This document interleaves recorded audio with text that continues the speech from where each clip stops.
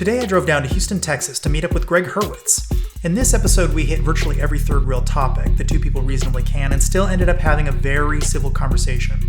Gregg and I discussed using AI in writing, the upcoming election, the Biden Hur report, and we still managed to discuss his upcoming Orphan X novel, Lone Wolf. It is precisely these kinds of sprawling but deep conversations I deeply enjoy, and I'm glad we were able to dig in meaningfully. With that, please enjoy this conversation with Gregg Hurwitz. How are things? Oh, it's been a while. It's been a whole year since I saw you last, I think. It has. Things are good, man. Yeah. Got a new book out and doing the world traveling thing. Just kicking off the tour right now. Yeah. Is this the first? This is my first stop. Really? You're officially my first press event. Holy cow! Really? Yeah. I did not know that. Yeah. How many places are you going? Oh, a bunch. I'm doing a different city a day for about 2 weeks. It's funny with novels because I go from like writing in this cave to having this like explosively extroverted, all of a sudden you're out in the world blinking into the blinding light of day. Yeah. So it's a very multiple personality disorder occupation. Are you more of an introvert or extrovert? No, I'm extrovert. It was really hard for me to figure out, though now I have the balance down. But when I was first writing as a novelist, I was like, what am I going to do being alone for 6, 8, 10 hours a day? It was the hardest part for me earlier. And then I've acclimated to it. It didn't take me that long, but it was really weird to it's all that I ever wanted to do was write novels. But when I first sat down to do it, it was a very weird notion for me almost.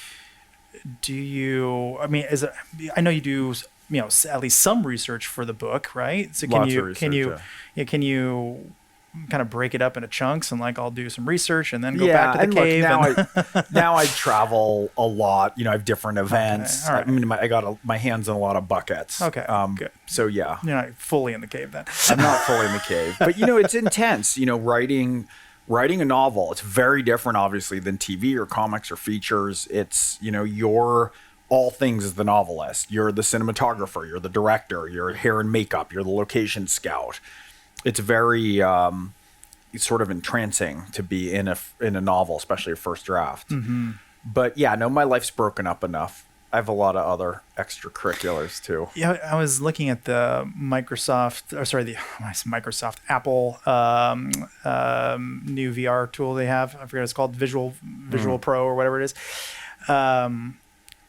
I think that might actually really help novelists because you can kind of be like, let's say it's rainy or something. You can make it like rainy. You live in Southern California. It never rains basically. You can make it suddenly start raining in your house and you're kind of like, oh, I kind of want like a little spooky mood music and, just kind of have it like very similar to how you picture the scene being while you're writing the scene, what's funny is sometimes if I'm writing a book that takes place in winter, but it's the summer, I'm like, I'll forget where I am because I'm spending more waking hours inside the plot than I am in the external reality. Mm-hmm. So it is funny sometimes to cross up dates and times and months and weather patterns. Yeah, I bet. Yeah. It's the best kind of make-believe. You know what I mean? Yeah. I mean, can't undervalue our imagination. All these new tools come in, right? AI and VR and all this. It's important to not lose the strength of the muscle. We want to keep, like, to use a Fantasia metaphor, we want to be Sorcerer Mickey. We don't want to be the eyeless mops hauling buckets of water, right? We want to keep the tools in their place, but still make use of them. And so it's a balance between having a sort of Luddite attitude towards them and then becoming dependent in a way that lets creative muscle and intellectual fortitude atrophy. Well, it's funny. I was going to ask you about this anyway, so might as well jump into that. Where do you see the role of AI and writing? Like, is it kind of useful? Is it super useful? Or are you just not? Because the reason I think you're in particular well suited to answer this question, a lot of writers are not very good. They're just not very good, and they could take anything out of ChatGPT and say make it sound like this famous author, and it would be good enough. But your writing style is very unique. I have not actually run across it before. Like, one of the things is pretty early in the book. I'm not spoiling anything, but you'll use like terms like an isosceles of vodka. Like, ChatGPT is not going to come up with that metaphor. There's just no way. It's never going to do it. So where do you see it kind of living in your toolbox? It's a really good question. I think we need one of the things that we're losing in this sort of collapse into our atomized current state of information and of news is a subsidiary structure of values, having things in their proper place, right? One of the things that we've seen happen is that politics, or I should say virtue signaling around politics, has rushed to the top of the pyramid, right? So, are we watching a sport? Are we watching a commercial? Are we drinking a beer? Are we reading a book? Or are we sort of competing to indicate what our team sport is? And it's really rough when that happens, when we lose the values and ethic of individual professions, that, a lawyer has their own code. I think in some ways that this has come out of, not to get too tangential, but we like getting tangential. Yeah. But I think that like the death of a proper liberal arts education in higher education, and the overtaking of that with ideology. Well, that was very loaded. What do you mean by proper, before we go further? Liberal arts education? Yeah, but proper, that word. I see. Meaning that a liberal arts education, you're supposed to be trained in a whole number of different disciplines and acquainted with the ethic of different disciplines. So if you're in a lab, you are thinking and processing like a scientist. If you are studying history, you should have the skills and toolkit to assess things as a historian. If you're looking at a literary text, right, you're observing things from both assessing its artistic and creative worth, and also in certain versions of being a critic. When we determine that our own individual state and definition is the top hierarchy in every single field, we lose those ethics. So if I say, well, I have anxiety, and that's the preeminent thing that's going to determine how I go into a chemistry lab, right, or into a sociology course, if my own identity, if I decide that because I'm Jewish, that my Jewish identity is the only filter by which I will interpret history, I'm losing the sort of strength and fortitude of learning different disciplines, which allow us, all these different disciplines are lanes around which to ideally, critically approach a topic, because we can detach and look at things through these different structures. But if we're no longer lawyers or doctors or teachers or social workers or cops, we're all beholden to a higher ideology and the particular idiosyncratic filters that we have and our take on the world. We're completely atomized. It's the Tower of Babel, right? Then we just sort of compete and look for shelter among people who think like us. And so with the loss of that and the erosion of that, it's very problematic. And so the subsidiarity of values, like for me I'll choose sides around a political issue, around political parties, but I never choose sides in fiction. If I choose sides in my writing of a thriller, then I'm not writing a thriller, I'm writing propaganda. And so we're losing these, in the notion that everything is political means that we're losing different value sets. And so isn't there any tug to right ideology? I mean, don't you feel like, I'm not accusing you of being unethical, but isn't there a strong well, I believe this, and I kind of want the audience to know this is my opinion on this topic? Or when you think about what writing does, genuine writing, when I was younger and dumber, I wrote my first book. I started when I was 19. I was an undergraduate, and I have a line in it, my first thriller, where the FBI agent, I say he was the best of the best. Early days, I was like the purest and toughest that my hero is, and the more evil and mustache twirling that the villain is, right, the more everyone's going to engage. Well, that's not how we engage. How we engage is to see somebody who's flawed and imperfect the way that we are, approaching through 150 shades of gray, approaching a moral dilemma with a lot of suspense and thrills and action, and in the case of Orphan X, sometimes technology,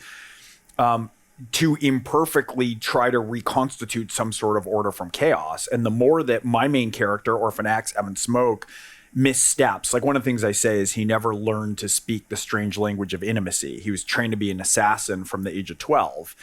When he missteps in some situation and goes away and then feels terribly about it, or can't figure his way through it, that's what we empathize with. We empathize with people who misstep, where their flaws are these cracks that let through the light for us to feel empathy or attachment. It's not making these paragons of good and evil. So I don't have that pull. I think, when I'm when I'm writing inadequately, that's where the pull might come in, when I'm assuming, oh, well, this is the right position for someone to take. But there's nothing more surprising than to find a spark of humanity in, somebody who is what you want from first of all, I don't want to write heroes and villains. I want to write antagonists and protagonists. And what you want in your antagonist is for them to be whispering darkly to the reader and to me, where you can believe that argument. Right? We can relate and empathize with that argument. We want to feel connection with it. And then, I mean, look, this is the way that I write, at least, or approach it. And I like there to be confusion where you're almost not sure which way things should go. Yeah. One of the nice things about that is you actually get to see another opinion safely. It's not like you're personally putting yourself in peril by talking to some, career criminal or whatever, which I'm okay with doing, but a lot of people are not. They're like, I do not want to be anywhere near that person. But you can still get to interact with them in some small way through this kind of writing. That's the whole point of storytelling is that we get to enact a series of future narrative arcs without getting killed. Like, you don't have to get killed by the assassin. You don't have to have the affair with Glenn Close where she cooks a rabbit on your stove, right? The point of narrative is for us to explore aspects of the unknown, but do it with our prefrontal cortex instead of going out and having to encounter all of them. And so they are about narrative stories that connect with us, that feel real. They're from a very old part of our brain, and they essentially are teaching us about engagements with the unknown, right? How do you contend with the unknown? Unknown has equal parts opportunity and threat. How do you balance that? How do you bear up under pressure? My favorite quotation from psychology is from William James, the great Harvard psychologist. And he has a quotation where he says, act like the person you want to be. And when I've been in horrible personal situations or dilemmas that feel intractable, I've thought before, I'm not good enough to contend with this issue that's before me clearly. It's so either dizzying or stressful or traumatic.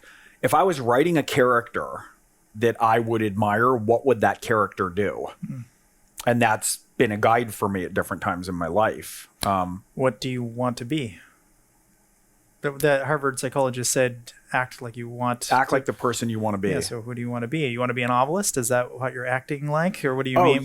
Look, it's different in different circumstances, right? Like, let's say somebody's wronged you personally. Let's say there's a betrayal in your life, right? There's a vindictiveness that might swell up. There's fear that you might react to. There's ways you might recoil from an interaction under the guise of your personal outrage and anger, which really means you're afraid to face something in a way that's forthright and honest.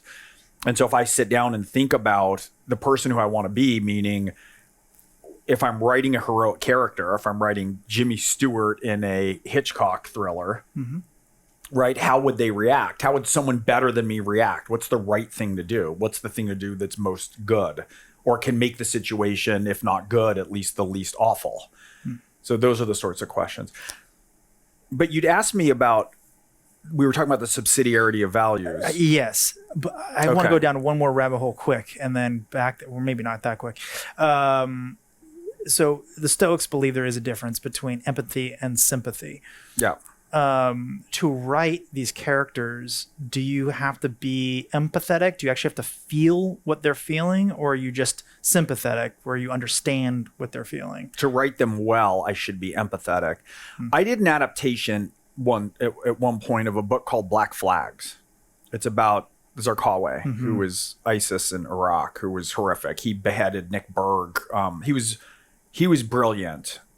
He was horrifically brilliant. Like Hitler, who was horrific and brilliant both.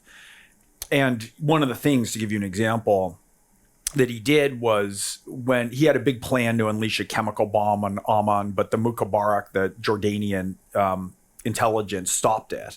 And he had a realization that the Iraq war was growing very unpopular in America. And so he figured that instead of an elaborate plan that could be foiled, he could kidnap one American backpacker, this kid called Nick Berg, and wearing a mask could just saw his head off live on TV, where you hear the sound effects and his screaming, and upload it at the right resolution that it could reach broadband that was just stretching into rural areas of America to sort of penetrate America just as the enthusiasm for the Iraq war was waning. a brilliant act of personal terrorism that's very low risk. It's just one individual. Personal terror, in some ways, you know, if a plane goes down, it's a statistic. Right. And so I was writing the story and I was making the argument, which I do believe, that he was a sort of brilliant terrorist. He was very rough. He didn't understand the Quran very well. But he was, one of the metaphors that I used in the script was I was talking about how he's like Steve Jobs. Steve Jobs thought about a phone long enough that it was no longer a phone. It was transformative. He thought about music until music was no longer music. It was something you could carry the universe in your pocket. And my argument was that Zarqawi did the same. But to make sure, you know, when you're writing, you're pulling on the character's mask and trying to see the world through their eye holes, right? Mm-hmm. And every 2 weeks when I was writing it, I would go back and watch that beheading video. And it was so awful. It was like that, you know, that full body sweat that you get, just to make sure that I didn't lose myself into moral relativism, right? Because I was basting in his grievance, right? I was basting in his sort of rage and mission and trying to write that from the inside out. And that's, in a lot of ways, that's the best and most compelling way to write. But I'm not just writing from his perspective. He still is the force against which I think good is arrayed. But for me to write him properly, I need to go in some ways I need to descend into him. Mm-hmm. Interesting. Okay, we can unwind this crazy thread we've done now. My original question was around AI. Do you think this actually helps you write, or is this just a random thing in your toolbox? Like where does it even live in your toolbox? So the Fantasia metaphor, right? We want to be Sorcerer Mickey. First of all, I use AI. I think AI is a wonderful assistant, meaning, you know, if I want to torture somebody using a deli meat slicer, instead of me going and having to find that on a website and download a spec sheet and a PDF, right? I can type in to into AI and say, what are the toggles and how do they operate? You have to fact check a lot of this, and that's okay though. Yeah. If I want to know what's the weather, I'm writing a scene that takes place in Maine in June in this region, and what's the weather? Could it be raining? You know, what would it feel like? It can give me a rough set that stops me from vaulting through 10 different things, little grammatical things that I'm checking that are more complicated than just grabbing a thesaurus. I don't write from AI. I don't pull phrases from AI to write. Yeah. There's 3 things why I believe that AI should be, and most effectively would be, subservient to a human creator. So I have 3 sort of arguments that I would make about that. The first is the issue of transparency, which I think is essential. I'm the co-president of a group called International Thriller Writers. We have, I think, 6 billion books in print. Everyone, you know, we have everyone from Patterson to Lee Child. I mean, go down the list. And we did a poll, and one of the things that we realized is 97% of readers do not want to read a book by someone who's dead. They don't want to read a Faulkner novel. If you can push a button and say, oh, it's the Faulkner bot, let me just read that. We want to know that what we are reading. And the same is true for authors and for publishers and editors. It's very important that people understand and that we're transparent with what we're doing, that people don't want to feel duped. And transparency is a big way of how we can build trust among people who are selling. If there is a book that's AI, fine, just identify that it's AI. This is an AI model book. It's not like we're going to plug our ears and bang our head against the floor and hold our breath, you know, but people want to know what it is that they're seeing. And the reason for that goes, I believe, to the second point that I think is essential, which is what we want and what we crave and what gives us meaning and what we're drawn to is human excellence. When Deep Blue was created, people didn't want to tune in and watch Deep Blue play Deep Blue. We wanted to see how Kasparov would fare against Deep Blue, right? I don't want to watch an AI Super Bowl game, right? People want to see how people fare in real life, right? We want to watch Michael Jordan soar. We want to watch a pole vaulter pole vault. I could drill it up and have a pole vaulter, you know, soar 40 feet in the air, but who cares? Right. And so in a lot of ways, the notion that a human created something is what we're drawn to. It's why we watch the Olympics. It's why we marvel at Michelangelo. And having that as a value, not just human excellence in a story, but also with a novelist, how they evolve over time. You know, if I'm reading a series of books, reading fill in the blank, Agatha Christie, Megan Abbott. I want to see how one brain is evolving and moving across time in ways that are idiosyncratic, that are going to be unique. And we're drawn to that. That's what we want to see. And so that's the other point. But the third point, I think, in a lot of ways is the most essential, which is the notion of community, of why we engage in stories. Why we engage in stories is, and you raise part of this, right? Part of this is you get to go out and fight the lion without having to risk getting, your arm chewed off. Mm-hmm. Community is how we share around things. So on the one hand, the fact that we're pretty close to being able to say, look, I want an F. Scott Fitzgerald novel, but I want it half the length, and my IQ is 111. Can you tune the vocab down to specify that particularly? Oh, and can you please fill it with inside jokes from my social media feeds? Mm-hmm. Boop, and there you get it. On the one hand, what a marvel, right? How amazing. We get bespoke content that only we have access to. Mm-hmm. But what's very interesting is, in a way, it's very close to an evangelical description of what hell is, right? If you read like C.S. Lewis, The Great Divorce, which is humans are distant from God and we're distant from each other. And so we become almost, it's like WALL-E, the Pixar movie, that we're floating around imbibing our own content. And in a way, that's a definition of hell. Like what constitutes a book in a lot of ways, or a story, or what gives it great meaning, is a shared communal experience around it. And we see this already exemplified in a number of ways. I mean, the first is with streaming. We've lost appointment TV, right? Who shot JR? What's happening on Game of Thrones next week?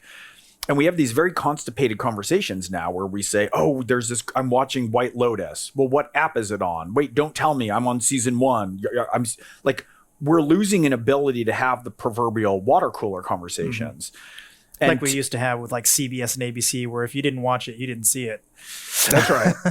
Or going, I remember waiting online for 2 hours to see Tim Burton's Batman, right? Mm-hmm. Where it came out and you're in the theater and you're sharing an experience. Mm-hmm. And so I could easily spin up an AI bot that generates specific, everyone gets their own Orphan X book, but the meaning of it, why I'm here on book tour, why I'm talking to you, is that there's one book that we can discuss, that we can share, and that other people can read.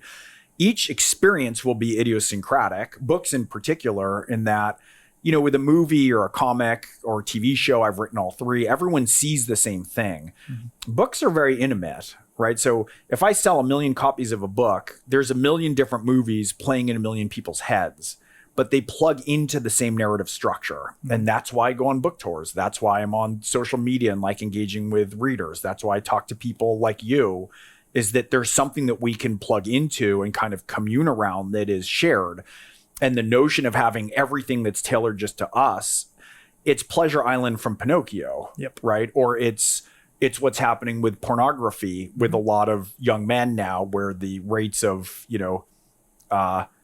inability to perform are like escalating, because on the one hand, a 12-year-old with a internet connection has access to more sexual imagery than his predecessors all the way back to the beginning of time. Mm-hmm. And so the more that you can get everything that you want, the more distant we're getting from being able to figure out how to have a real physical relationship or how to engage with intimacy. We don't know what the hell we want. We think we know what we want, but if we get everything we want all the time, we're just a rat hitting a lever. And yet we're still doing it, which is interesting. Like, we're rats hitting a lever. We are rats hitting a lever, and we're hitting it faster and faster, and the lever is getting smarter about helping us press it. Well, think about it. Like, if you're a kid, you don't even have your prefrontal cortex myelinated yet, right? You're 12, 16, 18. What you're up against when you go on a social media app, or even when news cycles are reading you, what you're up against literally are teams of addiction specialists powered with deep machine algorithmic targeting that is designed to ensnare you. It's designed to make it sticky that you can't leave an app. Mm-hmm. Well, what's the best way to do that? Outrage, anxiety, depression. And for some reason... And rewards, but also what rewards, right? I mean, the rewards are garbage, but they might be like a funny meme. It's like, oh, boring, funny, ha, and you get the dopamine hit. Right, and then you get intermittent reinforcement like a slot machine, right? Oh, it's all these bad comments, but one person said I look pretty. Yep. And you're a 15-year-old girl trying to figure out your place in the world, and you're wired to compete in some manner on a social dominance hierarchy. and you're engaging with curated images that make no sense. It used to be that if you went back to school, let's say at the end of the summer, you'd find out that, some other friends went to Hawaii and you weren't included. Well, it's a sad moment at recess before you go to class. Now you're watching it minute by minute, everyone's magnificent life. And what they're posting is these wonderful, museum lit shots of pure joy intended in some ways to elicit envy. They're not talking about, well, I got stung by a jellyfish and we got in a fight and my parents are assholes. And we're not seeing any of that. So we're constantly competing with these sort of false narratives, and it's overwhelming. And for some reason, as adults, as lawmakers, as a culture, we've decided that we're just helpless to combat or put strictures around it. Like the fact that we have kids with their phones in school is just insane. Right. It's like, it's like when we were growing up, if someone was like, oh, well, you can be in school, but here's unlimited pornographic magazines that you can access whenever you want all the time. And social gossip networks that are constantly going to surround and entrance you. And we've just said, well, we don't know what to do. We can't take the phones away from our kids. We can't have adult parameters. It's not democratic. It's crazy if you think about it. It is crazy. So it sounds like you do use it to some degree. Mm-hmm. I actually am kind of curious what you think about this. What about the idea of feeding a rough sketch of what the scene is, let's say, into ChatGPT and having it output a DALL-E image or set of images, and then taking that and going, actually, there are things that I may not have thought to describe? Because it's one thing having it in your head, and it's a whole other thing seeing someone's interpretation, although it's not a person, but an interpretation of what you're talking about.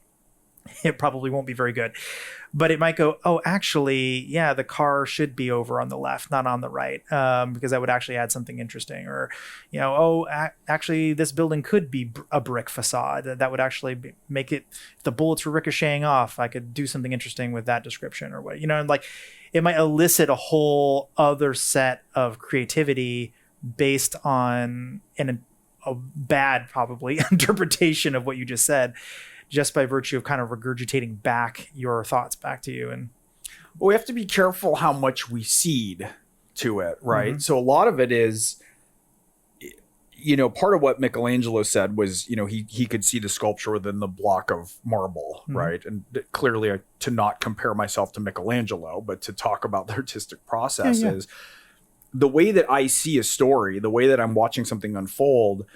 That's something. It's almost sacred, because you don't know where it comes from. And one of the things that I think there's so much neuroses and anxiety among artists is you don't know where it comes. Like I could wake up tomorrow and just not be able to write dialogue anymore. It's not a training. It's not like I'm a surgeon or an engineer that rules continue to hold. Dialogue's different every time out. And I don't want to tamper too much with my notion of what the form is within the stone. So if I give it to AI basically is a conglomeration of everything that's been done before. And, while I can't claim that everything that I do is, wildly innovative to the point that it's never been considered in writing before, it is my own. It is my own approach forward. And if I say, hey, write an action sequence, what I do when I'm writing Orphan X, every scene, every interaction, confrontation, challenge, action scene, it should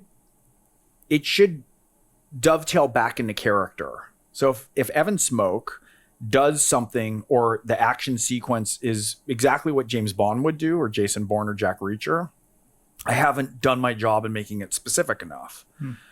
And so if I'm submitting that to ones and zeros and kind of machine learning, I'm asking it to spit out already what's been done.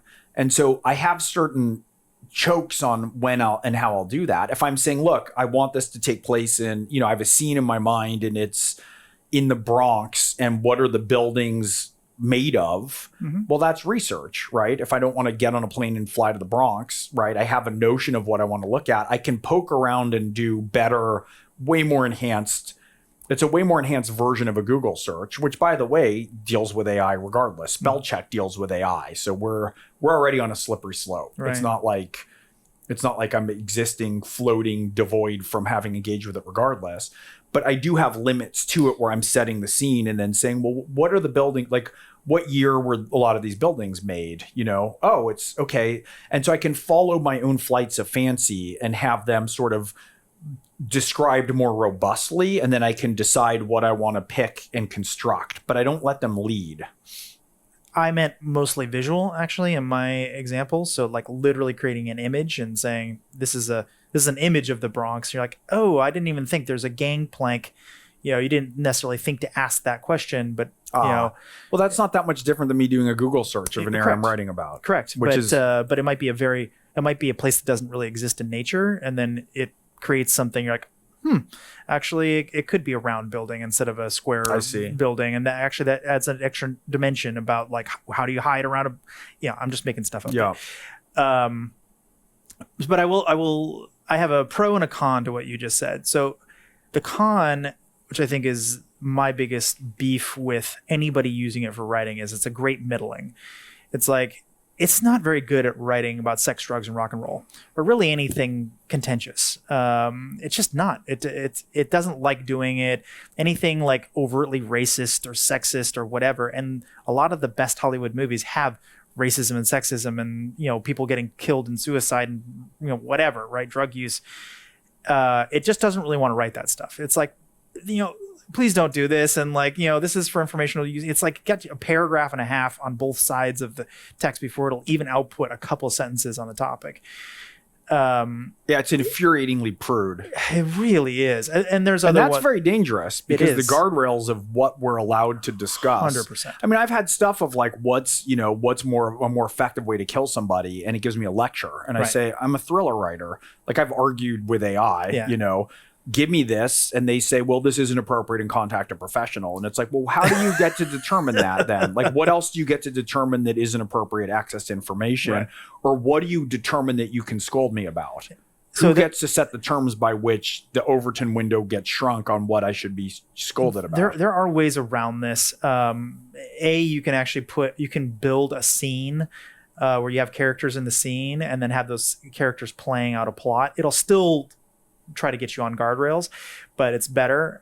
There's other things like Mixtral the Mixtral algorithm, which you can just download from Hugging Face, but also like Gab AI. I think all those things are uncensored-ish. They will still give you a bit of a lecture, but they'll do it. They'll actually output the text. But I think the pro to doing it this way using AI is we already have a middling, because clearly you and me and everybody who's ever written a word has written it based on prior experience with other people in other situations. There's not that much true innovation in the world. And so are we throwing the baby out with the bathwater on this one and saying, well, I want to have any AI because I'm worried about, you know, plagiarism, but maybe not in the bad sense of plagiarism, but just like stealing other people's ideas and thoughts and trying to repackage it as my own. But aren't we always kind of doing that to some degree? And so where do you land on that? Well, look, I mean, I think there's always, to some extent, the anxiety of influence, right? We are standing on the shoulders of great thinkers and artists before us, and not great artists and thinkers before us all the time. Right. I mean, the question is, when you say there's not that much innovation, is, well, do you want to condition your brain so that when those crumbs of innovation come to you, that you can recognize them and use them and, you know, polish them up into something other than what they are? Or do we just seed ground and go, well, everything's sort of a template. There's 10 kinds of a story. We can cut it all these ways. And here you go. Here's a perfectly serviceable thriller. For me, you know, look, I meet a lot of people who want to be writers. I meet very few people who want to write. The act of writing, the act of positioning myself in a way where it works. It's like, you know, when you're doing well in a sport, or for you, I'm sure you've had this when you're hacking. Like there's ways you get into this place that you're in the zone. And how do we always describe it, right? Like if we're talking about Michael Jordan, will say he was out of his head. And a flow state. Yeah, you're not in your. To me, that act of writing, when it's good, I'm not saying it's always good, but you can condition through ritual and training to try and get there. that's what the point of it is for me. It's not to have the outcome. It's not to like some people say, I don't like writing, but I like having written. It's like, well, I like having written, but writing for me is the thing. It's like, it's like, I don't want to have won a Super Bowl. You want to play in the Super Bowl. Mm-hmm. And why would we shortcut our experience in the world? You know, I mean, again, to go back to the pornography metaphor, which seems a strange one, but it's really just I don't think it does. It's the most it's the most. I think it's the perfect metaphor. Right. It's like, well, what do you want? Do you want to be in your basement, like watching ever ending, ever more extreme variations of something that's rendered flatly in ones and zeros? Or do you want to be out and engage in experiences in the real world that can lead to a wealth of three-dimensional experiences with other humans? Mm-hmm. That might lead to intercourse. Yeah, maybe. Yeah. And then maybe that leads to, you know, intimacy and meaning, you know, eventually. Yeah. I mean, whether it's hedonistic or whether it's, you know, truly meaningful. Yeah. Yeah. And so, you know, for me, it's like, yeah, I mean, there's a lot of stuff that can be middling. Like for me, exercising my brain and my creative capabilities, such as they are on any given day, is the point. That's where. So where do you get that from? If it's not just reading the output of very intelligent people in the past, where do you get it? I don't know. I mean, it's magic. Look, one of my friends, Jim Keller, who's a computer chip, I mean, arguably the greatest computer chip designer ever. We had a joking conversation about this when, you know, early days with AI. I said, but, you know, what about the human spark, human genius? He goes, oh, so you believe in magic? He's such an engineer, right? He's like a total savage. He's also a stunt pilot. And he's like the most engineer you'll ever meet. Like he knows how everything's worked down to the atomic level, you know? Right. And so we have this funny kind of back and forth, but, and I think in the time since he's grown less confident that AI could write a perfect Faulkner novel was the particular argument we were having. But there is something to be said for, like, I don't know when things are going really well, where that comes from. Like, to use the earlier, to tack back to it, you know, there's times where what we're trying to do is access something that's greater than us in all senses of greater. And the creative process can be part of that. You know, it's like when you talk about a flow state, I was a pole vaulter in college. I played soccer. There's times when something's ingrained in muscle memory and action, where if you told me, okay, you're going to, you know, kick the ball this way with your left foot with enough spin that, like, there's no way you can think about that. And who knows where you know, one question that I get asked a lot as a novelist is, where do you get your ideas? And I always say, I don't know. Where do you get your ideas? How do we know where our ideas come from? But the exploration of that. I will tell you one trick that I use, and this may or may not be helpful for your process. I pick two as random things as I can come up with, which is obviously not random at all because it came from my same place in my brain. But, you know, just I'll, you know, look across the room. I'll see something as random as a thing is in my room, and then I'll try to come up with some conceptual thing that's like truly just in my brain, not something I can see in the room. And I'll try to say, how are these two things related? So like unicycle and manifest destiny. Yes. Go. Okay. Ready, set, go. And then you're like, well, like there's a lot. Fine, we'll do it just together. You know, okay, well, maybe unicycles, when you're first thinking about a unicycle, you're like, what's the purpose of this? It's like, there's no real purpose for it. It's just entertainment, right? And it's an entertainment of a kind that your dad will be mad at you if you decide to become a unicyclist professionally, right? That is not a real job, but you're manifesting your destiny. You know what I mean? So it's like you sort of force yourself to think in these very weird paths to get there. And I've done it with some of my friends, and they've ended up writing massive research papers on their outputs, like big, like important papers came out of these. Like, you know, how does cell phones relate to economics in third world countries? And they're like, oh my God, actually I got to go write some stuff down right now, because they've never done that kind of exercise before. But it's very useful just to keeping your brain limber. So you're allowing yourself to think about anything in relation to anything. And you'll see weird linkages all over the place. Not that you know that they're linked, but more like, I can see how I could string this all together. I get it. So like for me, it'd be, our manifest destiny is America swelling to fill the continent with, unlimited expansion and ambition, right? And that ambition to do things that are wild and unrestrained could be as equivalent as trying to get up and balance yourself on a single wheel. Sure. Okay. Yeah. And so if you do that kind of exercise, I used to do it about once a day. Usually when I'm driving, I'll just come up with some random 2 things to think about. And it's actually very useful because after doing it for a while, I did it for a couple months, nothing really seemed like a barrier in my mind anymore. It's interesting because a lot of what I do as a novelist or when I'm writing is so much of it is practicing out of the box thinking. Because as I said, if I'm writing a thriller and it's like every other thriller, oh, there's an action scene. Oh, there's a conflict. Well, here's how that gets resolved. Fuck me, fuck you, right? Like, what are all the dialogues? What are all the things that we've seen? What are all the tropes? And what you're constantly trying to do is to break out of that and to have things that are sort of recognizable enough, but are outside of the box of what expectations are.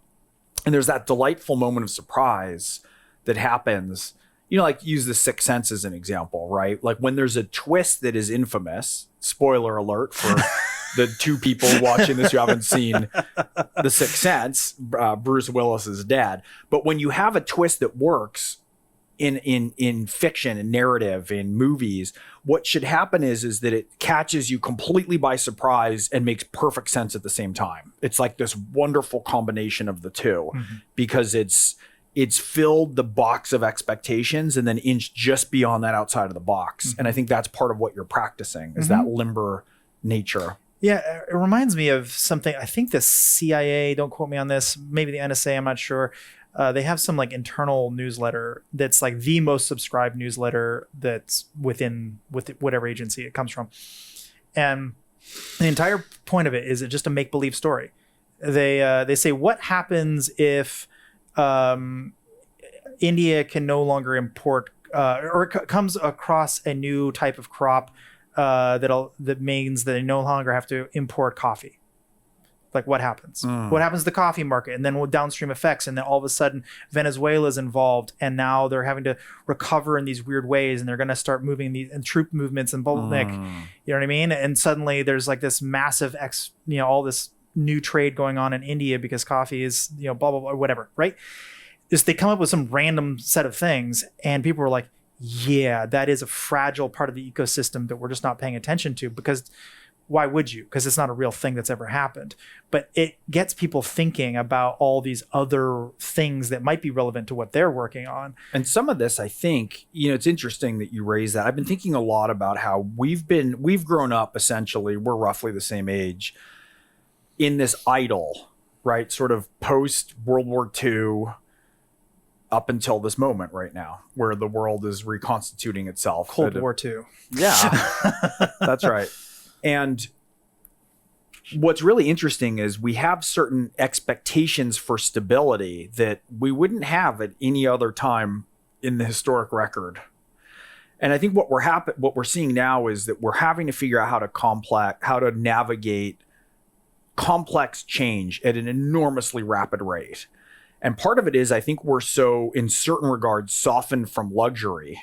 We're softened from safety or security that we're in this constant state of wanting to not let in information that we don't like, right? We're seeing this a lot in the polarization of the news. We're also being, I believe, preyed upon by, the hate industrial complex, for lack of a better word, which includes, political fundraising to social media, to news sources, all the kind of capture and codified corruption. But one of the things that I think we need to do is to figure out how we can toughen up culturally, societally, within our families, within our communities, all the way up, in order to recognize that complex change is here. Change is going to be happening at a massively accelerating rate. And we keep wanting, I think, in certain ways to stop it or have things return to normal rather than understanding that we need to surf it now. You don't want to make America great again? Is that what you're saying? Again. Yeah. I mean, maybe we don't need, 77 and an 81-year-old running for office, right? When we're contending with these issues, maybe we need to have a different sort of vigor and courage and brashness and boldness and daring of spirit. And those are not the preeminent values. I think in a lot of ways, they've been defined more by sort of meanness, a Malthusian kind of good and evil, limited resources, zero-sum game. On the one hand, on the other hand, sort of elevating softer values, which are important, inclusion, diversity, let's say, but we're elevating them to the highest of all value sets. And so we have these structures, again, subsidiarity of values. We're setting up these structures in a way that just don't make foundational sense if we elevate the wrong thing. Should empathy be the highest of all values? Well, no, because big five trait conscientiousness is the second indicator of success after IQ. Mm-hmm. It codes for more stable finances, better health, longer marriages, and longer lifespan. It's pretty useful, right? We need things in balance, and we need to understand them in relation to each other. In seeding that with these structures, we're losing the place of saying, well, what about adventure? What about daring? What about risk? Are we trying to live in a world with no risk? Are we trying to live in a world where we mitigate any possible risk on the basis of any possible vulnerability? Buy your headset now. Mm-hmm. Can live in a perfectly safe virtual world. Well, it's funny you mentioned the election. It is something I want to talk to you about because it's coming up. If you're so daring. So I looked at the 538 website, which is kind of left-leaning because it's ABC affiliate. But I think they do a pretty good job, ultimately, of pulling together lots of different polls from lots of different places and trying to put them all together and add some meaning to it, some context. They have not been saying very good things polling-wise about Biden so far. Right now, I believe, if memory serves, he is polling the worst, I think, since maybe Ford or somebody for this time in the election period. And worse than Trump, although I think Trump did eventually go lower. I think that was related to the Jan 6 stuff. The what stuff? The January 6 stuff that happened. So, firstly, unless something big happens, and I don't know what that would be, it looks very much like Trump is ahead in polling. Not by a terribly large margin, I think like 4% or something. But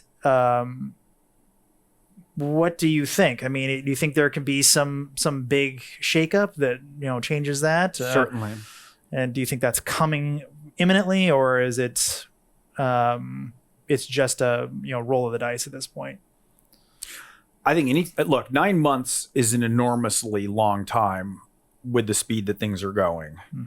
A poll just came out today that said 86% of Americans think that Biden is too old to run. I think it's 67% of people think Trump is too old to run. Mm-hmm. America does not want these candidates. The primaries, represent a fraction of actual voters. And basically, part of what's happened that's been fascinating to me is I have my personal preference as to who would be better of those two for America, I think. But we've lost an ability. You can't demand of people that they not notice and articulate and discuss reality.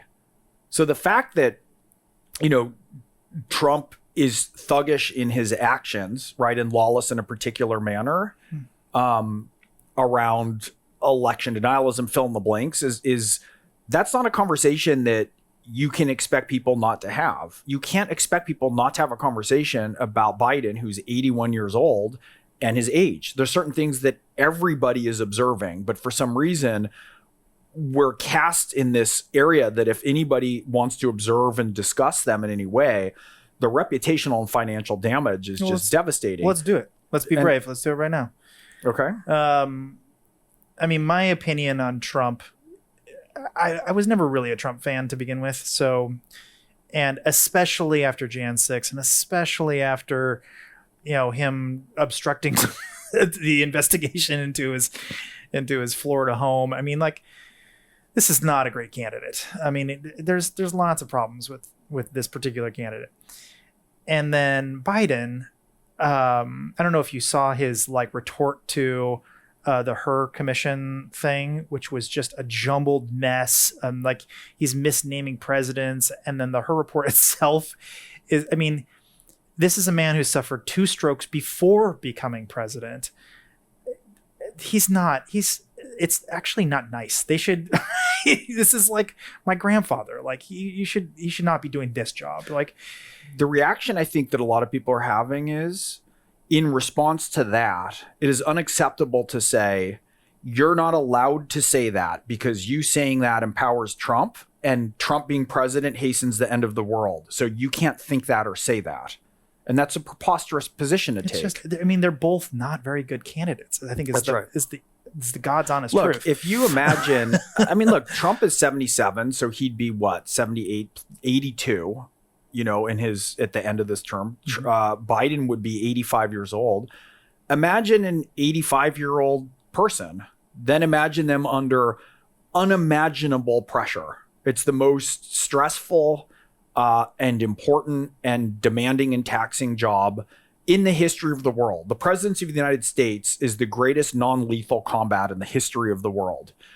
And do a Google search of 82, if it's Trump, or 86-year-olds. Is that who we want going up against Putin and Xi and engaging with super complicated matters around AI? Right. And the fact that we are being asked to not have that conversation, because if you're on the right and you concede in any way that Trump isn't the best choice, you're hastening like the Marxist revolution and overthrow of America. Right. And vice versa. If you mention and you cannot demand that everybody lie all the time and not acknowledge reality, and not also say, look, here's the drawbacks of Trump and here's the drawbacks of Biden. Biden's age is certainly an issue, as I believe Trump's is, and here's problems with one and pros and cons, and here's problems and pros and cons with another. And I've made the assessment, and I feel very strongly that candidate A or candidate B is that, and I'm going to vote for them. Well, that's a conversation people will engage in. But this notion that we cannot say anything because the information itself is so damaging, that anything that we say that is in support of stating what reality is hastening the overthrow of the world, it's not tenable. It's not people. It's just bullshit. Voters don't want that. It's insulting. We're telling people that they can't believe or discuss or assess things, even if they come to a different conclusion. Look, if it is Trump versus Biden, I know which way I'll vote. People can determine which ways they're going to vote. I also think there's arguments that can be made as to why we better be assessing in very intense terms what the problems will be with the commander in chief and leader of the free world. And to try to hijack that we talked a little bit, I believe, last time about pluralistic ignorance, right? Pluralistic ignorance is what cults use. Yes. Where everybody's miserable, but they can't talk to each other because the structure. So think North Korea, right? Everyone's starving to death and miserable, but you're not allowed, it's why group shift dynamics, 12 Angry Men illustrates this well, where if you have one person who is willing to consistently and ethically state a proper position or a moral position, you can shatter a spell of pluralistic ignorance. But a lot of people right now are miserable, but they won't speak up because they see all the penguins jostled off the cliff, right? So with Republicans, you see it if somebody says, well, clearly Biden won the election, right? It's been very clearly determined. That's not acceptable to say you're gone, you're excised, your career's over, you're ruined. And with the left, if people make an observation, Dean Phillips, who's running to primary Biden, I think of a very respectful primary. He's asking for a competition and a battle of ideas, which I think, before we coronate somebody to run the world for 5 more years, if he's not a good challenger, Biden should be able to crush him like a bug. Right. And, Biden has that right. But, he's been excised. He's been completely denigrated by the system. And that's okay. I mean, that's what it means right now to do. But the more people who speak up to shatter this spell, and pick a topic. It's around abortion. It's around trans rights. It's around DEI. It's around October 7th. We immediately scuttle into it's a black or white issue. That's all that you're allowed to say or think. And it's just not tenable. And at some point, something's going to break. So last time you said, and I quote, we're talking about Trump, and after he was elected, you said, how did Trump become the more palatable option? And it was a question you asked yourself. So let's say we fast forward 9 months and everything's status quo. It stays as is. Nikki Haley is out. Trump and Biden are it. Trump's ahead by 4 points. He wins. How did he become the more palatable option? I mean, can we unwind that? I think that let's get ahead of this if that's the situation. So I'm going to now do something which let's explore some ideas without me advocating for those ideas, which is something that seems completely lost in contemporary discourse. I'm going to hold you to every one of these. but so there is a version where people will look at it and say, and by the way, I think the Republicans have showed this really feckless response to the border bill that was passed, shows that they're playing games with it like the Democrats did with abortion. Just to sidetrack, Democrats managed to enshrine gay marriage at a federal level, right? They could have done the same with abortion. And we did a lot of polling. We know where most Americans come down on it, which is rape, incest, life of mother, viability of fetus, first trimester, give or take 2 weeks. And that likely could have been enshrined. And if you hold that to be a value, which I do, the right to choose within reasonable parameters, that likely could have been put through by the lame duck Congress. But instead, every bill that was put forth was like Roe v. Wade and beyond, which ensures that every Republican would vote against it, which means that then the fundraising and outrage can continue because it's a very successful model, which means that here we are. Republicans, I think, in a lot of ways have just showed the same thing about the border. But with now there's a proposal that's put forth, but they'd rather not pass the proposal because that's the directive that in a lot of ways they were given from Trump in order to then run against the open border policies of Democrats. Yes. Nonetheless, I've heard the same thing. It is fair to say that the Democrats have been more open border in orientation than Republicans. Yes. Despite this showing of clear partisan value over the value of issues, right? The same way that Democrats still have been more seriously advocating of choice than Republicans. So there is a model in which somebody could say, look, there's two sort of templates of what we're going to see. We're either going to see an influx of people in an uncontrolled environment where immigration occurs at too fast a rate for people to Americanize, that we can have a shared set of values as Americans. Those involve right to trial. Those involve, a basis of merit, equality under the law, right? Whatever that constellation is. And we will rapidly globalize in the face of that and lose control in some ways of our national identity, as we're seeing in certain countries in Europe. If you look at Sweden, if you look at France, if you look to some extent at England. And if America becomes more rapidly global and can't hold and integrate American values and standards of what constitutes, why America's differentiated itself from the rest of the world, we will become more global. And more global means less rights and less freedoms and more violence and more chaos. And that situation is harder to get back from, it could be argued, than if Trump wins and will advocate an Orban style like pushing out and consolidation of the parameters like as Orban has in Hungary. Again, I want to be clear. I'm not advocating that, but I'm saying that is a position that is worth occupying if you are a Democrat. The other thing that I will say is the control over the intrusion of DEI. One of the things that we've seen is that the sort of unchecked movement of identifying people primarily on the basis of group identity. One of the things that we saw, I think, very clearly in the wake of October 7th is that, there's one group that doesn't fit neatly into oppressed and oppressor categories, right? And that's Jews. And that's why I think Jews often are the canary in the coal mine of right before the world tears itself apart. And there's a number of reasons for that we can get into.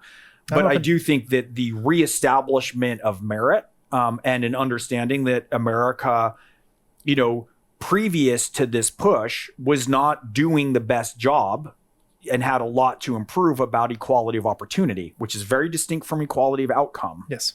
Quality of opportunity, if we threw a broader net and had broader support into the primary resource of the American people, of America, which is the American people, and that is, urban environments that have been left behind and rural environments that have been absolutely ravished by the opioid epidemic and left behind on infrastructure with jobs, that an investment into those communities to ensure, first of all, that's long-term national security and stability and economic growth, GDP, right? Yeah. So if you want to be winning economically in 3 years and 5 years, but also in 10 and 20, you don't just have unchecked acceleration of the division between classes, right, and the wealth gap growing to a yawning abyss. That doesn't work anywhere in the world. So we need to halt that. Nonetheless, that said, when you're asking me to do this thought exercise, okay, so we have unchecked immigration without sufficient integration into key American ideals and American laws and American structure and values, right? Then we have the elevation of group identity, which I think we can see pretty clearly leads to tribalism, which leads to anti-Semitism. Anti-Semitism tends to lead to the world tearing itself apart. That's not particularly good. And then we have an articulated intrusion into parental rights around key issues, including sexual identity of children.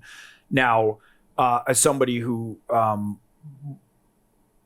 trans rights, it's staggering to me that this has been a predominant thread in the political conversation for 8 years. Right. I think to me, it's also really exemplifies the capture of outrage news sources. And to my mind, everyone has taken the bait. I do believe there are people who are trans who are best and the most fulfilled version of themselves in identifying or transitioning into a different body. I also think it's exceedingly rare. I think that what we're looking at is rapid onset gender dysphoria.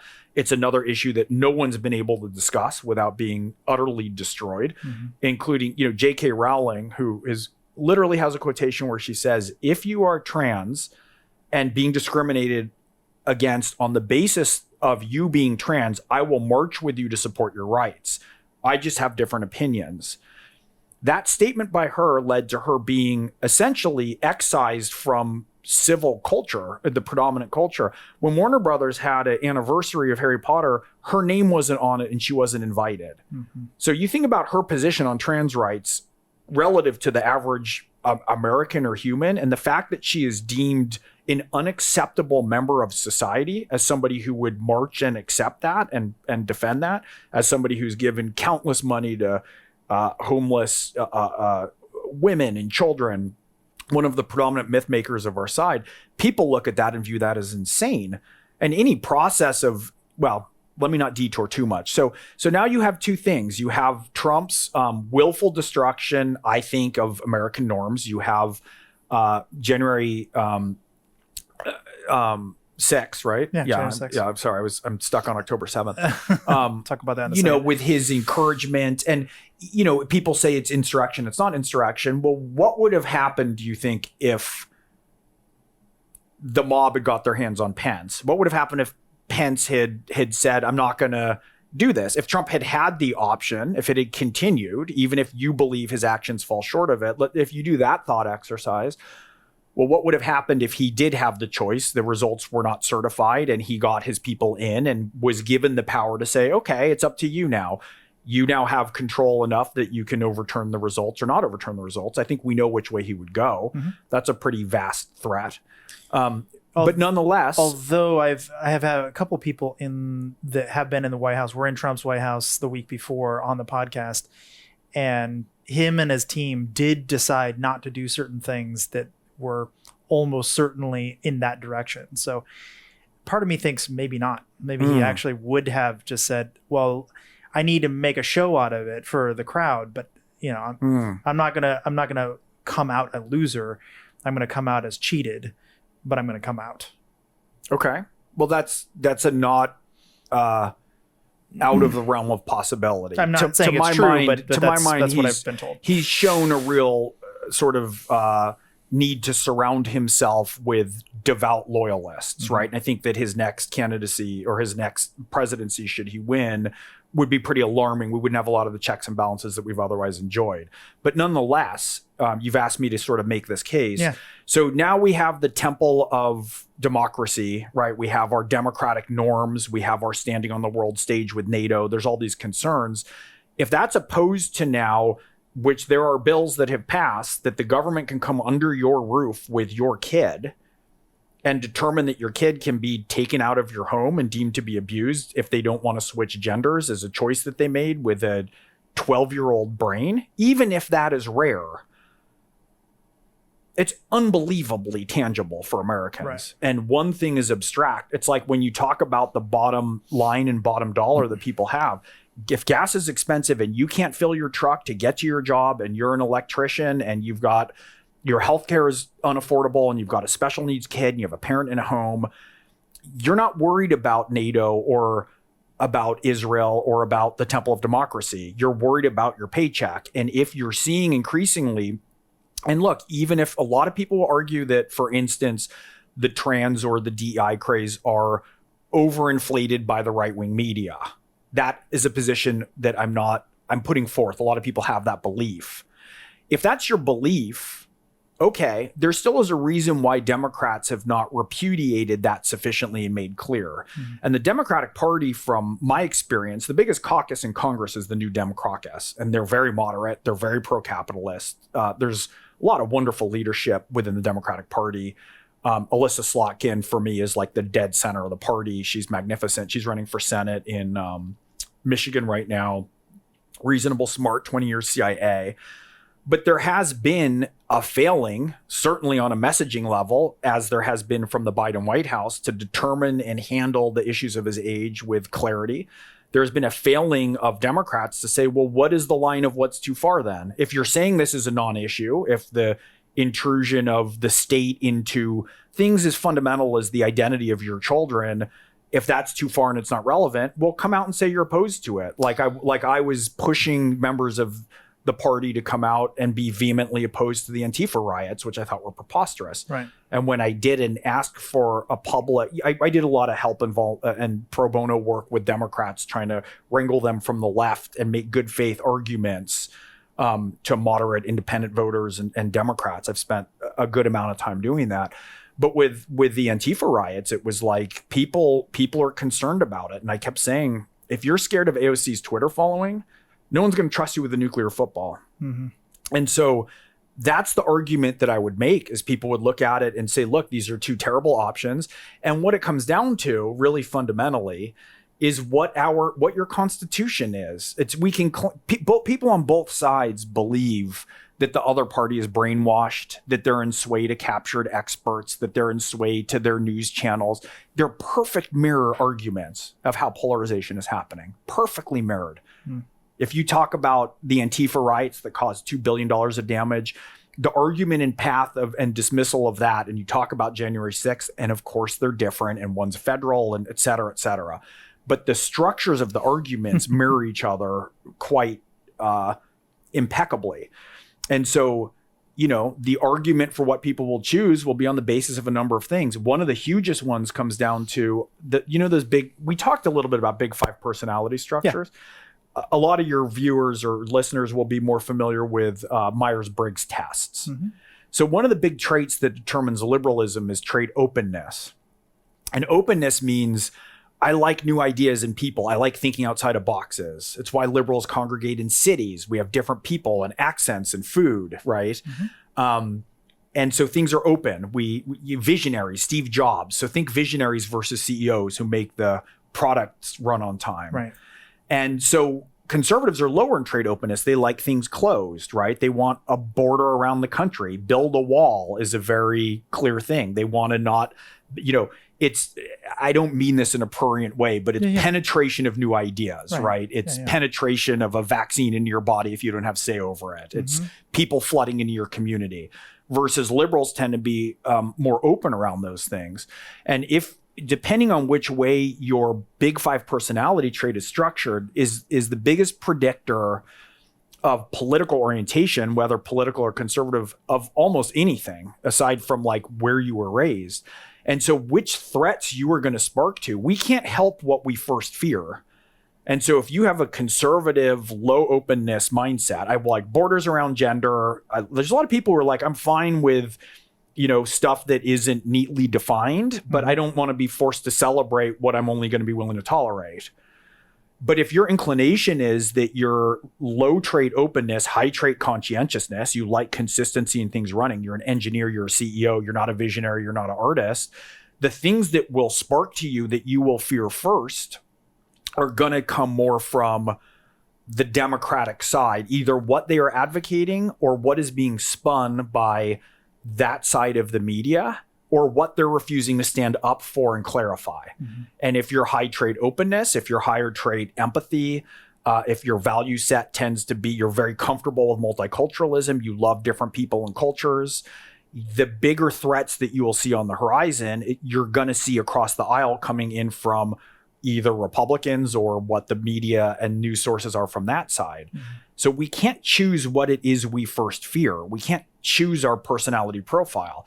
And we have a structure that's established. And of course, the great either tragedy or opportunity in this is that those trait structures of high or low trait openness, they're uniform across races and gender and religion. It's not like black and brown people are more trait open or not. And I always laugh when people talk about, the huge liberalism in the communities. It's like, how many, like, I grew up in California. I have Mexican family and friends and ex-girlfriends. And it's like, have you met Hispanics in the world? It's like, have you met people's grandmas and spent time in the communities? That's not a predominantly progressive culture. We're evenly distributed. And so when people get really puzzled being like, why are all these black men voting for Trump now, which was something we saw really clearly, it's like, how we're designed, whether you view that as being evolutionarily selected, let's say, or God-given, our trait structures are balanced across this openness and conscientiousness. And there's a reason for that, because the two of them in concert is how we navigate complex change. Right. So if we just build a wall and we make it impenetrable and we vilify immigrants, right, new ideas and people don't come in and we stagnate and die. If we open it up and it's completely porous, if we have our whole value set is that we want to elevate the fringe to the center can't hold because the fringe has a fringe and the fringe's fringe has a fringe and the fringe's fringe has a fringe and everything deteriorates. Mm-hmm. But the two of them working good faith in concert is actually one of the greatest strengths that we have. It's baked into our evolutionary design. And America is a place where those two things in concert can be spectacular.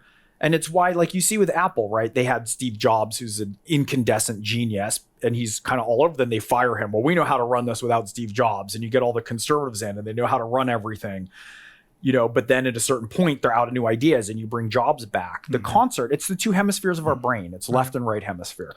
And so the fact that we've decided that we want entirely one side to win or the other side to win is so short. It's so short-sighted and it's incredibly destructive because, if conservatives, it's an imperfect metaphor, but if conservatives function as the brakes on movement and liberals are the gas, if you stomp on the brakes, you don't get anywhere. And if you stomp on the gas, you go off a cliff or run into a wall. Mm-hmm.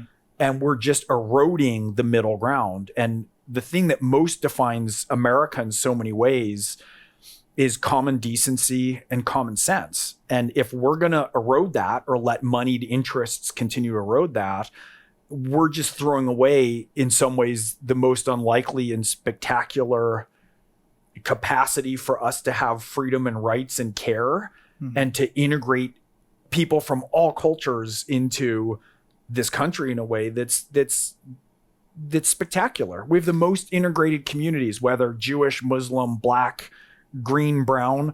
America is the best version of how we make that work. And so far, yep. Yeah, it's I think I agree with every single thing you said, with one comma, which is we see these groups, whatever it is, call it the Hispanic group or the African American group or whatever. And yes, I agree. There is a normal distribution bell curve of all types within those groups, except for there are certain issues that are more predominant to their group than another group. Immigration, for instance, for Hispanics. So it's very easy to create a marketing campaign around the issue. When you say immigration to Hispanics, what do you mean?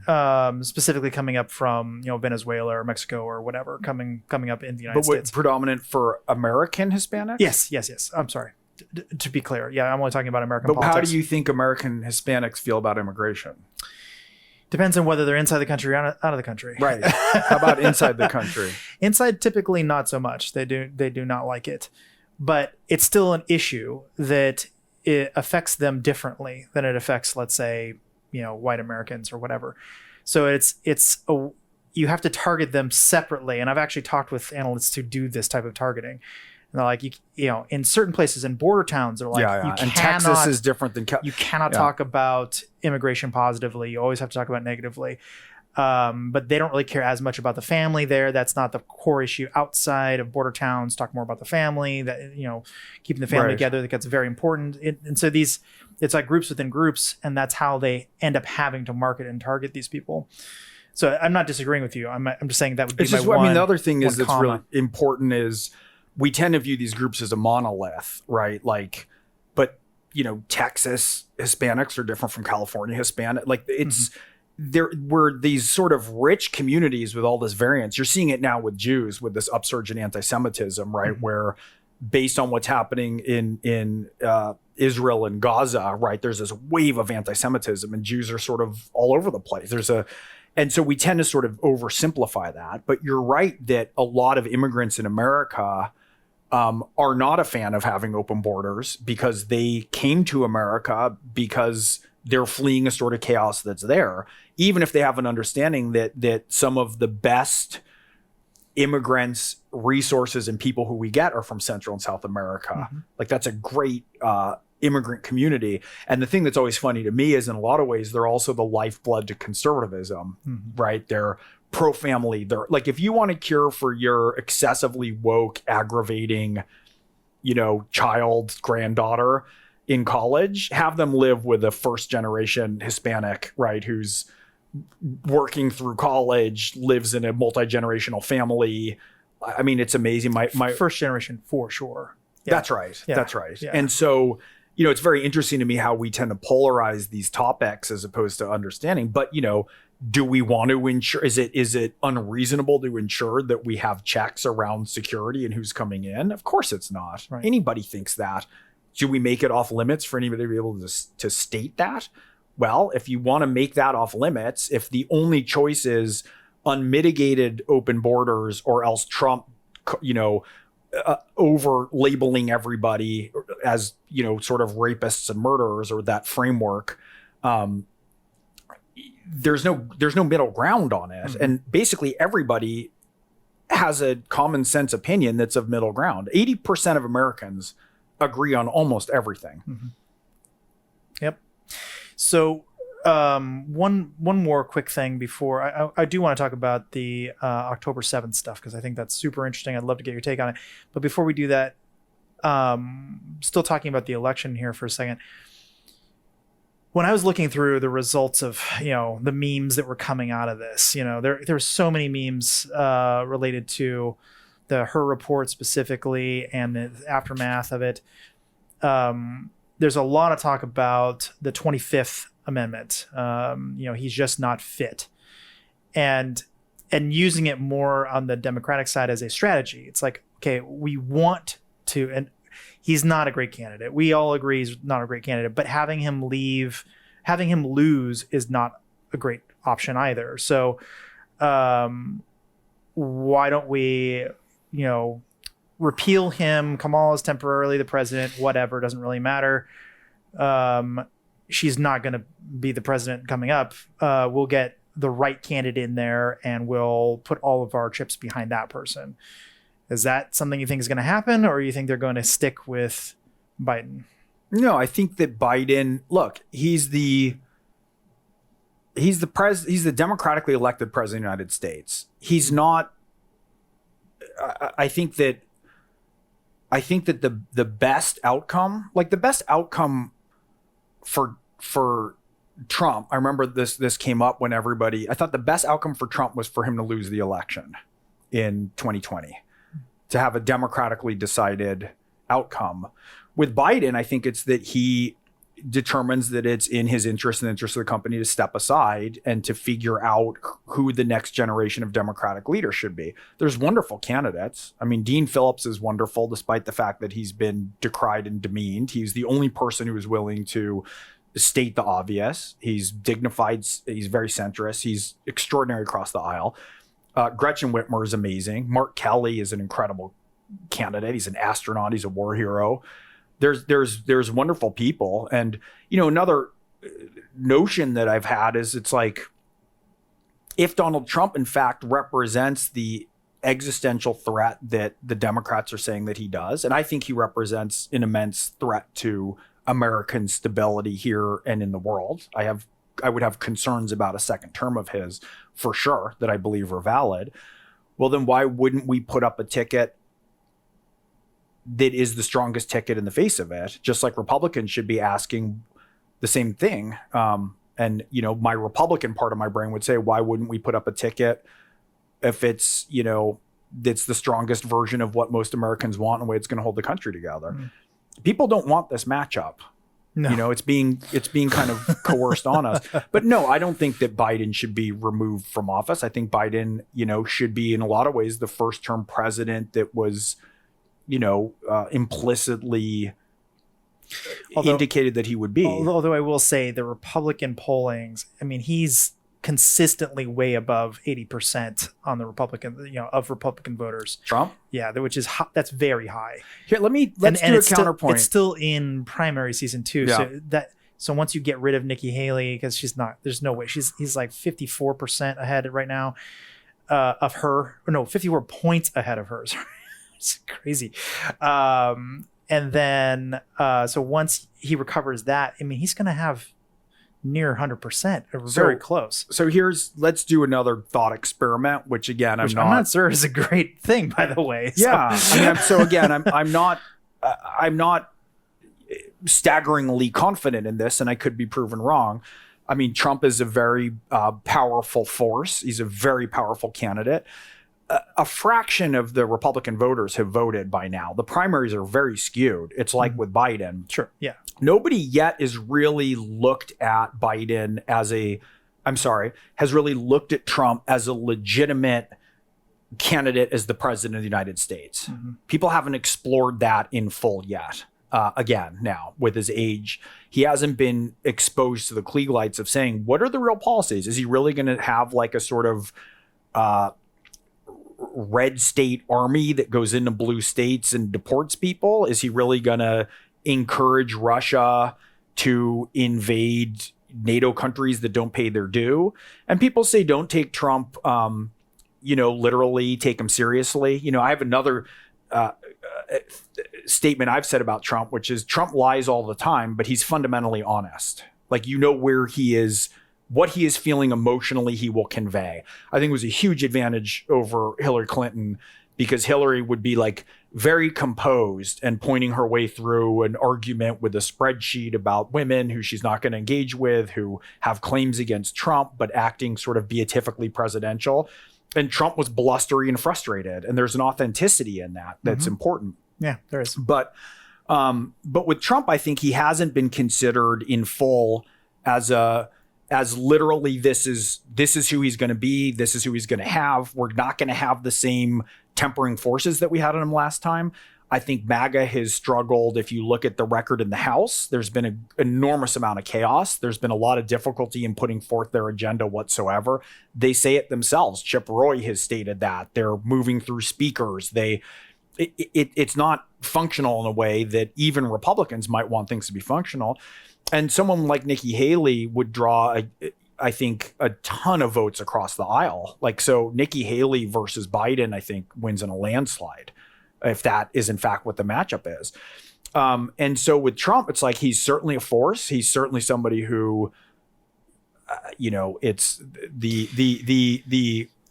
the ground beneath the cliff is littered with corpses of people who rolled him out early. Sure. I'm not doing that, but I'm also saying that he hasn't yet been thrust forth under that to say, who are your advisors? How are you engaging in the world? What's all the policy? Are we really having none of the... He didn't really do that in his last election where he won either, though. He just kind of China, Well, but to be fair, he played an important function. So we can either look at him. I mean, one of the things I've been very interested in is there's a detachment of, and these terms are imprecise, the secular world from the symbolic world. And I'm holding in the symbolic world, religious and also mythological thinking. In a secular world, Trump makes no sense, right? Those are all the arguments to say, what? Evangelicals? He's had all these affairs. What? Republicans? He likes Russia. Symbolically, Trump played a very important role in the subconscious of America. And that was that he moved like a wrecking ball of truth through crushing all the institutions the pillars of which were corrupt. They were corrupt enough that they were ready to be shoved over with a heave, like with a blow. And in a way, he was able to do so because he was stating things that were true, whether he was choosing to massively exaggerate them, lie about his willingness to address them. But like immigration is an issue. Like things that he raised were issues with Americans. Mm-hmm. And in a way, he was this terrible instrument of truth that embodied so much of the corruption unapologetically and brashly that people could at least look at it and go, hey, at least he's saying what he's doing, man. Mm-hmm. At least we're not being told, oh, it's another Bush, it's another Clinton. And the statistic that I think we constantly have to return to is since Reagan, 50 trillion, and this data is 4 years old now, so it's much more than this. $50 trillion with a T has moved from the bottom 90% of Americans to the top 1%. And that is not through free market capitalism. So anyone who's a libertarian, some of this is globalization. An enormous amount of that is regulatory capture, is codified corruption, is the rise of a lobbyist class. And taxes. That is stunning. Yeah. Right. Yeah. And so we've seen this massive movement that's up. And when Trump was first on the scene, people were like, look, I don't know what it is. It's not going to be another Clinton or Bush or Romney. Like this is, Alyssa Slotkin tells a story where she was with somebody who was working on an auto assembly line. She's in Michigan. And he said, look, my whole life, the last 20, 30 years is a straight line going down financially. I work harder and harder to make less and less. I consider myself a stage 4 cancer victim and Trump is my experimental chemo. Mm-hmm. And so for Trump to come in and sort of unapologetically and brashly exemplify the corruptions on the one hand and the speaking of just a sort of bold and brazen id-like proclamation of calling out the bullshit of elitism and the way that the elites had become in a lot of, and elites is an imperfect term, so I'm using it in the sense that Republicans use it. Mm-hmm. Not just Republicans, but you understand what I'm saying. Yes. I'm not saying that. And he was able to do that. And people wanted someone to come along and just put their thumb in the eye of America and tear everything down. And the amount of like narcissism and force and power that you need to do to be able to do that and exemplify that. One of my friends, Billy Ray, has a line, somebody quoted to him that they said, Trump can't take a punch, but he can take a beating. And so the person who you want to say, look, enough, tear it apart, is by definition not the person that you want to come put it together in a way that's going to make sense. Mm-hmm. So he's, in a lot of ways, he laid bare horrible truths, right, about the corruption and capture of the culture, about a lot of in some ways, I think he embodied a lot of ugly instincts in the American psyche in certain ways. He spoke some truths that people on the other side didn't want to acknowledge. But a lot of this was expressed like toxins to the surface. Mm-hmm. Okay, do we want to just baste in those and swim in those and have a winner takes all game with him again? Like by definition, the destroyer is not the rebuilder. And if we want to continue to compete in a world with strong men leaders like Putin and Xi, who are not concerned about the next democratic election or concerned about the next negative piece from the media that's going to take them down, we better get our act together and we better be solidified. And it's not going to go well if all of blue America or all of red America wins and believes in some ways that they solely are on the right side of America and we're going to subjugate 50% of Americans. We're in a marriage, conservatives and liberals, high trait openness and low trait openness, high trait conscientiousness and low trait conscientiousness. And that marriage is the greatest source of strength and stability that we have as a country. Mm-hmm. If we want to let that go, if we want to just say, I mean, I think Trump would be incredibly divisive, and I don't think that we would be able to function and compete effectively on the world stage. I think it would be highly problematic. And I think I think that what we need more than anything are the precise types of voices that we are excising willfully from the conversation. And those are voices for moderation, civil argument, negotiation, and compromise. I think, I don't know if you know this or not, but some of the people I know who were in the room early days when before he was president, they're like, yeah, he didn't actually intend to win or want to win. Yeah. He wanted a tax holiday. He was running just basically to, repatriate just, several billion of his personal dollars. And for the brand. Yeah, sure. He's a showman. He's a brilliant showman. And he didn't expect to win. And they kind of got rid of a couple people. And then it was Kellyanne Conway with the help of Cambridge Analytica and a handful of people who actually believed that he could win. And, they're looking at the numbers and and it kind of shows at the very last minute when he was elected. He had this tiny kind of crappy little ballroom, like, maybe a couple hundred people in there. It was like poorly lit and like one camera in the room, like just bad. Like, I mean, it's like very low production quality for a presidential candidate, because I think he honestly just didn't believe it was going to happen. He's like, who cares? Where Hillary, if you look at hers, is this massive like convention center with this big glass. I don't know where it was, probably the Gaylord or something. I don't know where it was.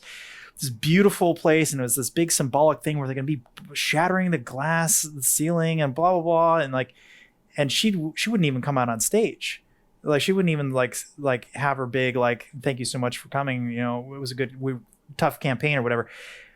I think that speaks a lot to like it makes sense why he was unprepared, because he wasn't expecting to win. That's right. He didn't have his cabinet all locked in, and you know what I mean? Like, I've been thinking about this a lot, and one of the things I think was exemplified. Like, let's just take the case study of the college admissions scandal, right, where they were bribing to get their kids into different schools. I remember. And it's relevant. Give me a minute. Sure. To circle back to this, but I think part of what's happened is that our avatars of meaning have completely floated away from reality in a certain way.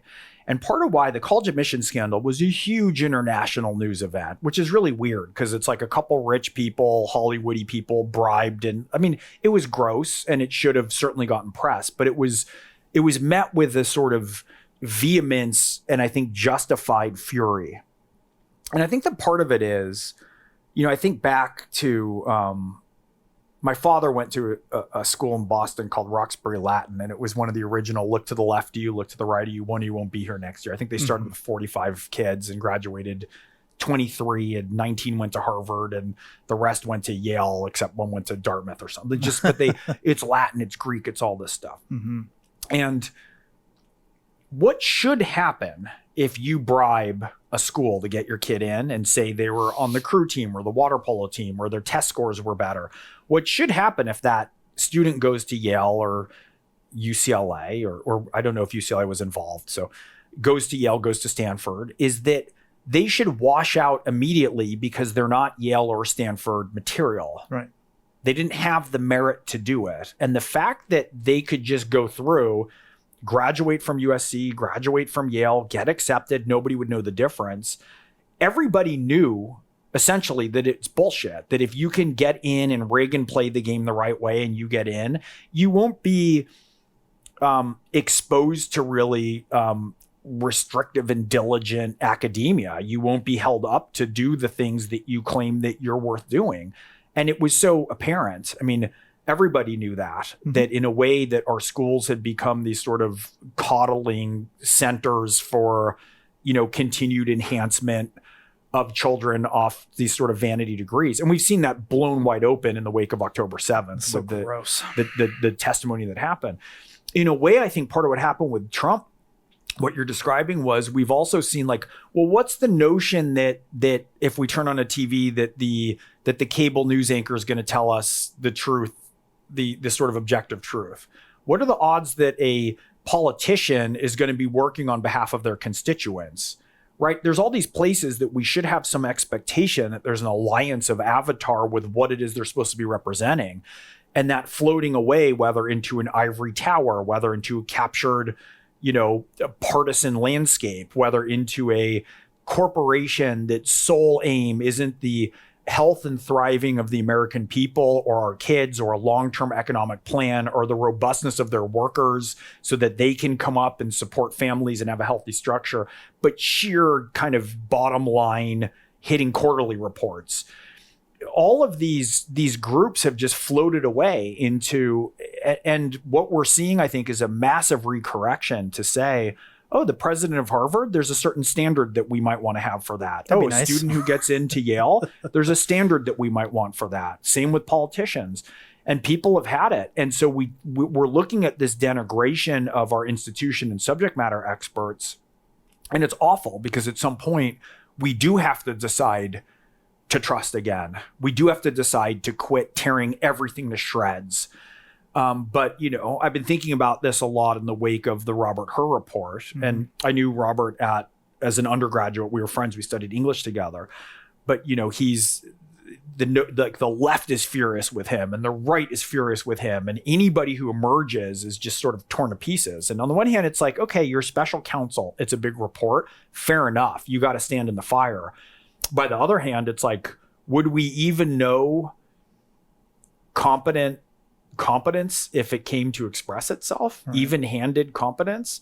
And believe me, if you take a 388-page report and put the pressure and fury of the world to it, are there going to be cracks? Can the cracks then be spun into like completely devolving the whole story of this report into something of sheer screaming partisanship? Either it's a two-tier justice system and he's an operative of the deep state who is, letting Biden off the hook while Trump on the self-same charges is still being hounded.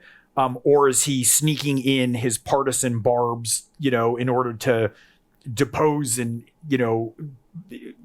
in James Comey-like wrecking ball fashion, remove the president of the United States, or can we stand to hear truths? Can we stand to hear truths, even if they're imperfect, as everything is, rendered by people who are imperfect as we all are, which is to say, maybe the two cases really are different. It sure seems that way to me. Like Trump's motivation and intention in the scope of the documents seems, and his engagement with the investigation seems different. Okay. Also, one of the things that a special counsel or any prosecutor would assess is the viability of the defendant, right? As they would be put forth and subjected to a trial. Are they well-intentioned? Are they not?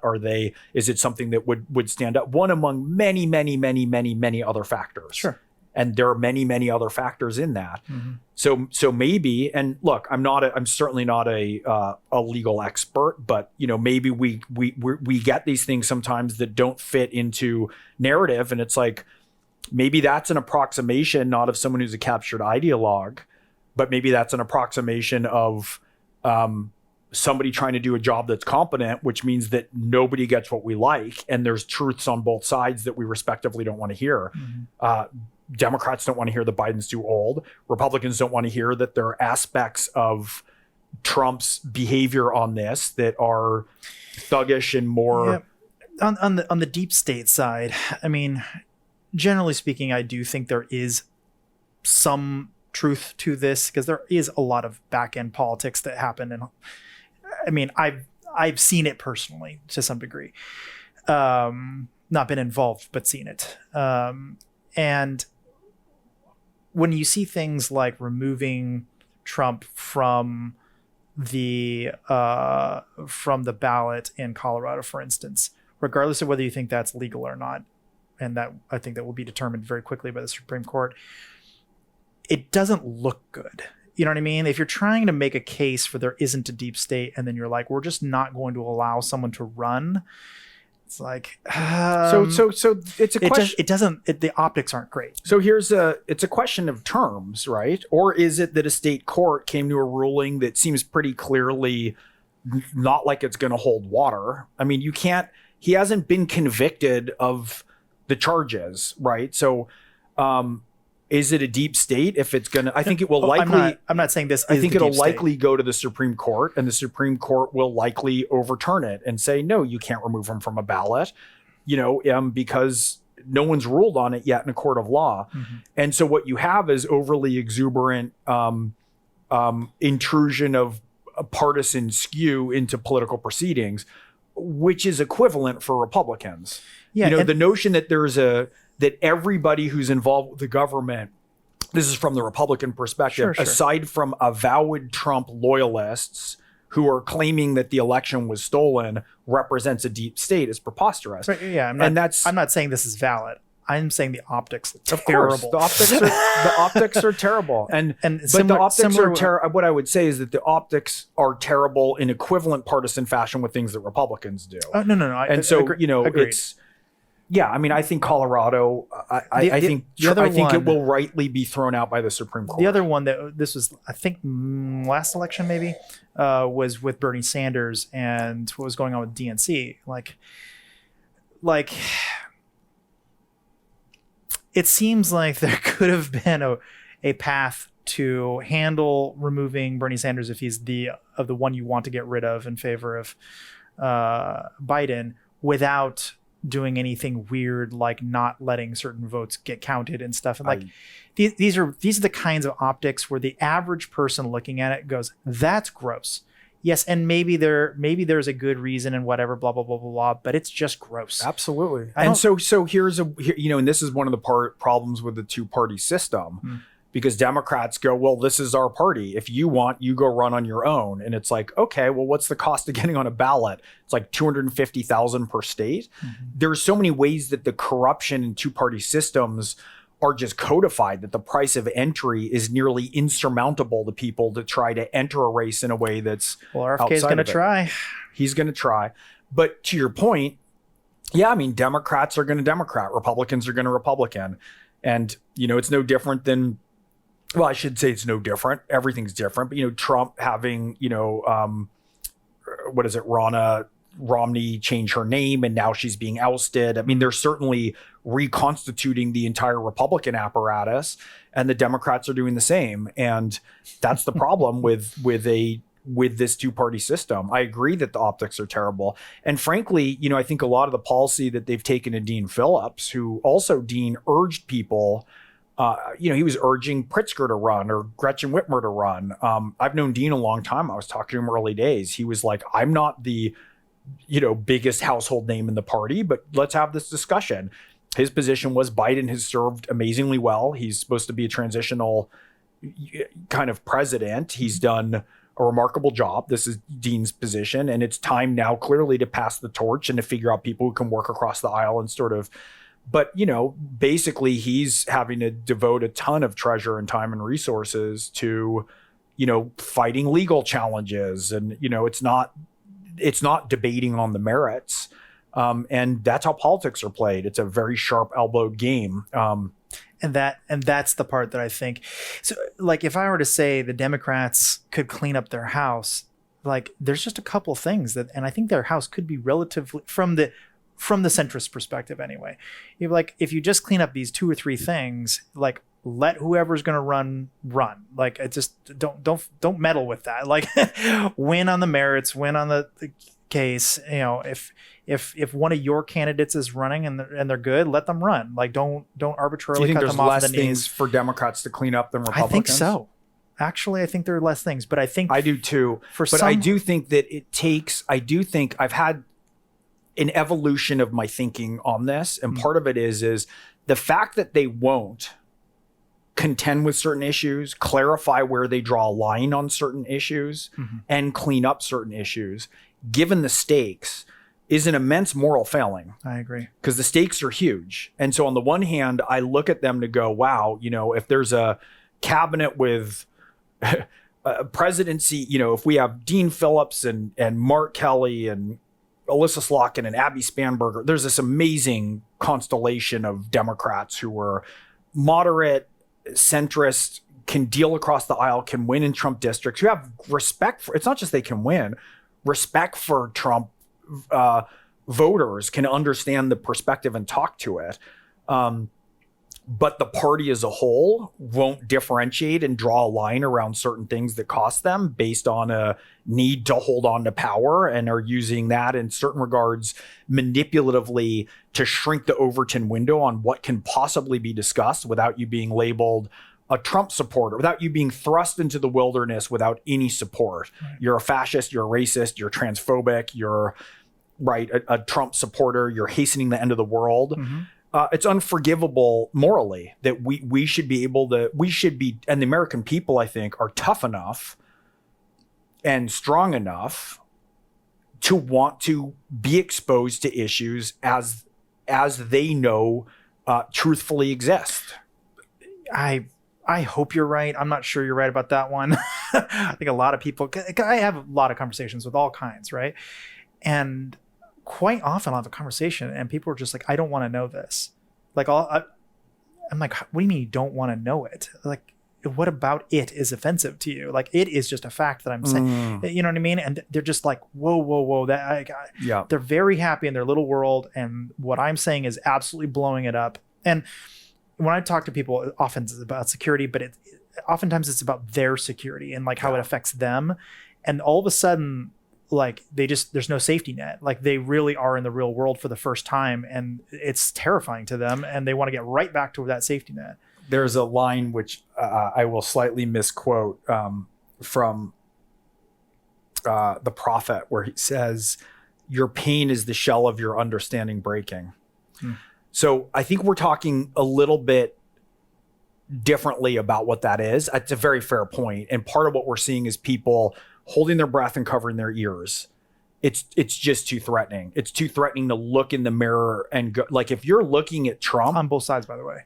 Absolutely. Yeah. But if you're looking at Trump and some of the horrors that an ascendant, let's say the worst impulses of Trump, not the MAGA voters, but of what he represents is coming, and you're seeing that. It's very hard to look in the mirror at what's over your shoulder, and vice versa for people who are looking at what they see as this sort of regressive Marxist policies that are to be able to look and go, but what are we justifying, right? Because the more I see your big bullies, the more I'm going to get my big bullies. They can enter the game, right? Who do we gather whose tactics we don't really like, but we need a powerful tank and battalion on the field? Terrible things coming out of some of my friends. Like they've a lot of these people are fully expecting to go to war over this, like not like figuratively. That's right. That's right. Well, and so what I would say is, when you're talking about people who don't want to hear it is one thing. What I'm talking about is, when I'm saying that the American people are tougher or whatever, I don't mean that in the trite way that people, the American people will understand the truth of spin. What I mean is, if you talk to people who are working, if you go into communities where people are getting by, right? They're living paycheck to paycheck, their heads down, they're going to church or temple or mosque, they're raising their kids, they're taking care of their parents, they're trying to make ends meet, they're budgeting. They all are willing to have this conversation. It's like, part of what we're talking to is, there's a lot of people only are talking to a sort of educated, which I put in air quotes now, sort of crust of people who have access to news. The average Obama-Trump voter, the true swing voter, this is a quotation again from my friend and colleague Billy Ray, commutes 2.5 hours a day to work, I think works 3 jobs, and thinks about politics 4 minutes a week.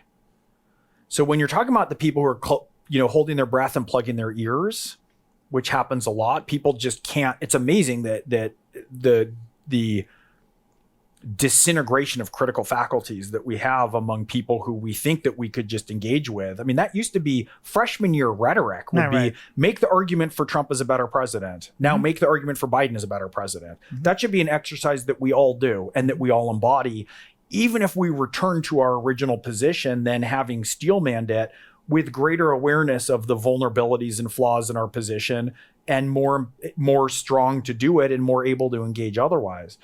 But when you go and talk to the people who I'm talking about, they don't have time for all this nonsense. They're like, what? Like, okay, if one kid in however many identifies in some way, that's fine. I don't want the government, like my kids are my kids and this is this and the border. Great. Immigrants. I'm from immigrants as everyone is. Great immigrants in the community. Let's make sure it's safe. They're key to the economy. Abortion. Let's not talk about it like it's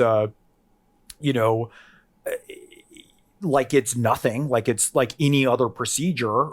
There's a lot in it that has deep emotional, psychological, for a lot of people, spiritual ramifications. It should be avoided at almost all costs. No one wants your daughter to have an abortion. Let's talk about it in real terms. But also if your 12-year-old niece is, God forbid, raped and is desperate not to have a pregnancy, what are we going to do with her for 9 months? Like, strap her to a gurney and put tubes in her arm, like in the most free nation in the world, right? What are you going to do if someone has an ectopic pregnancy and they're going to die and the hospital's, legal department hasn't caught up to how it should be handled, that we're having women, like, this isn't figured out at all. But so let's figure it out. Let's talk about it.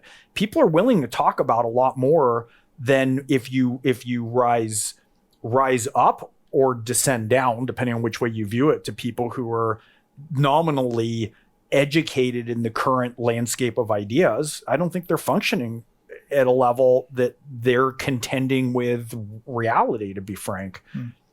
The more time that we're on the news and that we're on social media I don't think you can do all that and remain sane and hold center. Good luck. Unless you're watching RT, of course. That is a joke. If people crossed the border into San Diego from Mexico and killed 50,000 San Diegans in this manner, which is the equivalent, there'd be a necessity for an incredibly intense response and different level of security and stability. Oh, yeah. The United States does not. I mean, we basically invaded 2 or 3 countries when 9/11 happened. It's we don't play that game very well. We're getting kind of low on time, so it's probably worth talking about your book now. But in context, you have a pretty diverse readership as well, and so there's a lot of things about your book that. Books, I should say, but this book in particular that kind of sang to me from different perspectives. Like I could see where you were going, like this, this big old mega corporation that's bad, but there's also like, some effectively a hillbilly on the ground that's, upset that, everything's about, gay rights and why can't he make a buck? I mean, it's like this very large, disparity between these groups. And so first of all, like, are you doing that intentionally? Are you trying to pull in like the lowest, homeless, truly the lowest of the homeless, all the way to these sort of, oligarchs or whatever, American oligarchs, for lack of a better word? Is that an intentional plot device, or is that just sort of necessity of where you're trying to go with the plot? Well, as has been oft remarked, the bad guy never thinks he's the bad guy. Mm-hmm. And so for me, trying to write authentic characters means I don't ever want a straw man. I don't ever want a clueless hillbilly, a mouth-breathing reprobate. And, in certain regards, there's 100 ways we do it. I don't also want to represent big business.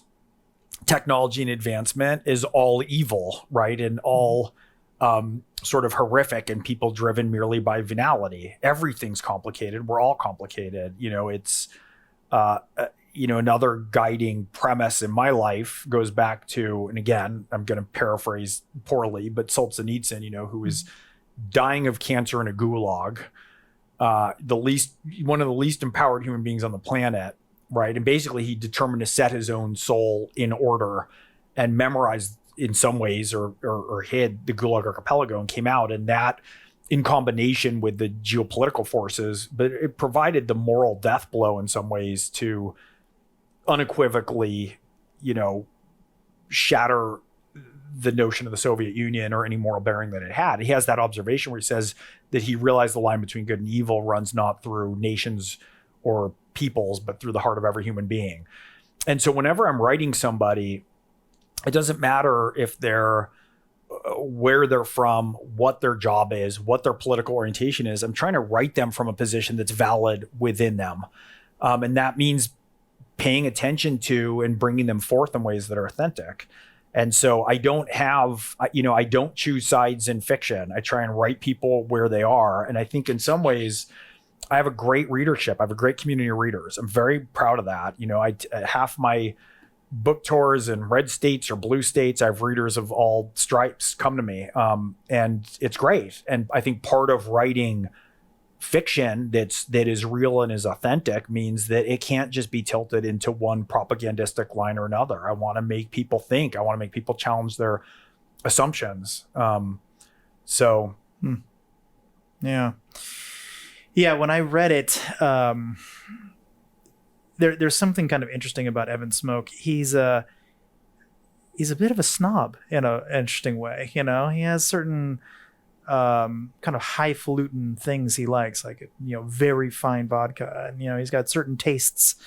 And I think by having the sort of the richness of that, unfortunately, I saw myself quite a bit in the character. Good or bad. But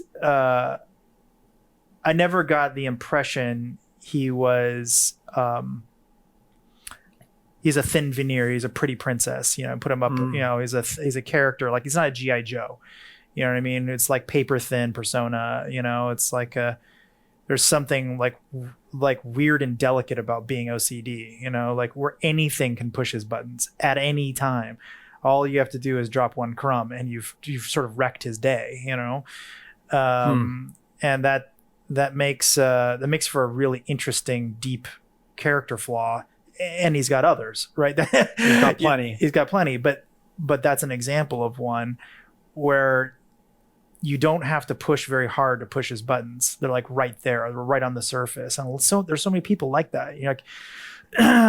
Not to get too into this, but I was in a conversation just a couple of weeks ago, and it was about Trump, but it was not a contentious conversation. Actually, it was like he was telling me something Trump had said. I'm like, oh, I didn't know that, and I was looking it up, and he was kind of trying to convince me of a thing, and I was like, okay, but here's the counterpoint. Not to say I actually disagree with what you're saying. In fact, it looks like it's all true, but here's the counterpoint, just if you want to know it. And he starts yelling at me, not like sort of, conversationally raising his voice. I mean, yelling at the top of his lungs.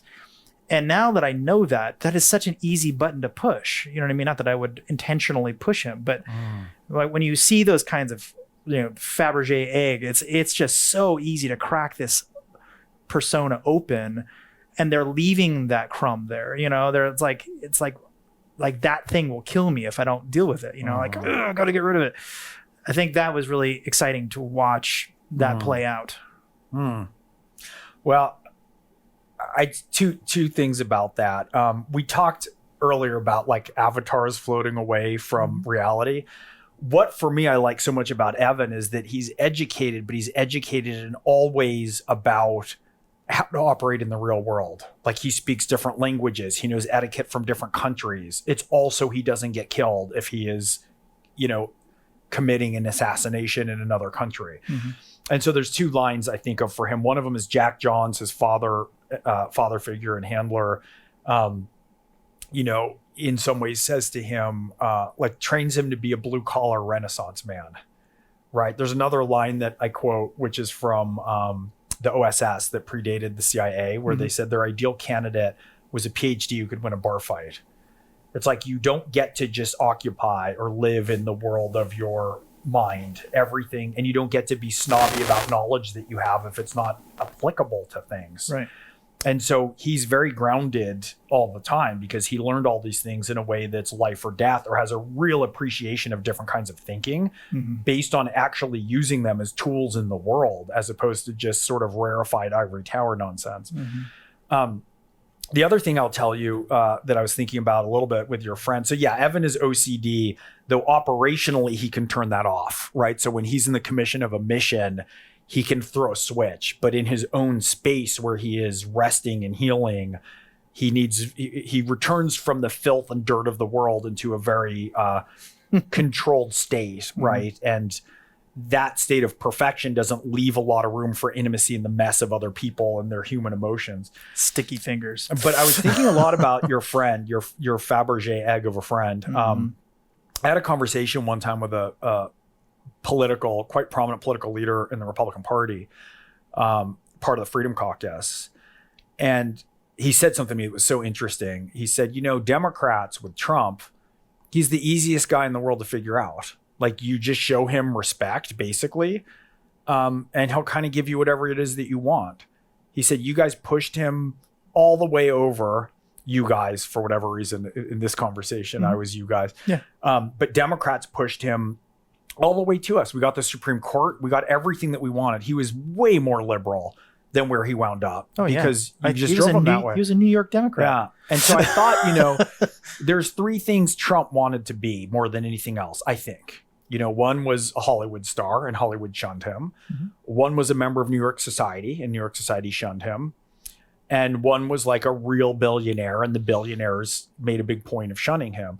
And it was very interesting. It raised this sort of moral question in my mind, which is, let's say that like Democrats' inability to play real politic, right? Which means from their perspective, the loss of the Supreme Court for a generation, right? Or whatever it is, or the policies that they didn't get through, their inability to play and deal and operate in the world as it really existed with a commander in chief to try to negotiate or do other things. It's a sort of outcropping of this notion of deplatforming. It's sort of like, well, we kind of deplatformed Donald Trump into becoming the most important and powerful human being on the planet, right? Maybe that's not something we try repeatedly elsewhere. And it's very tricky because something similar happened with Jordan Peterson. Yes, in spades,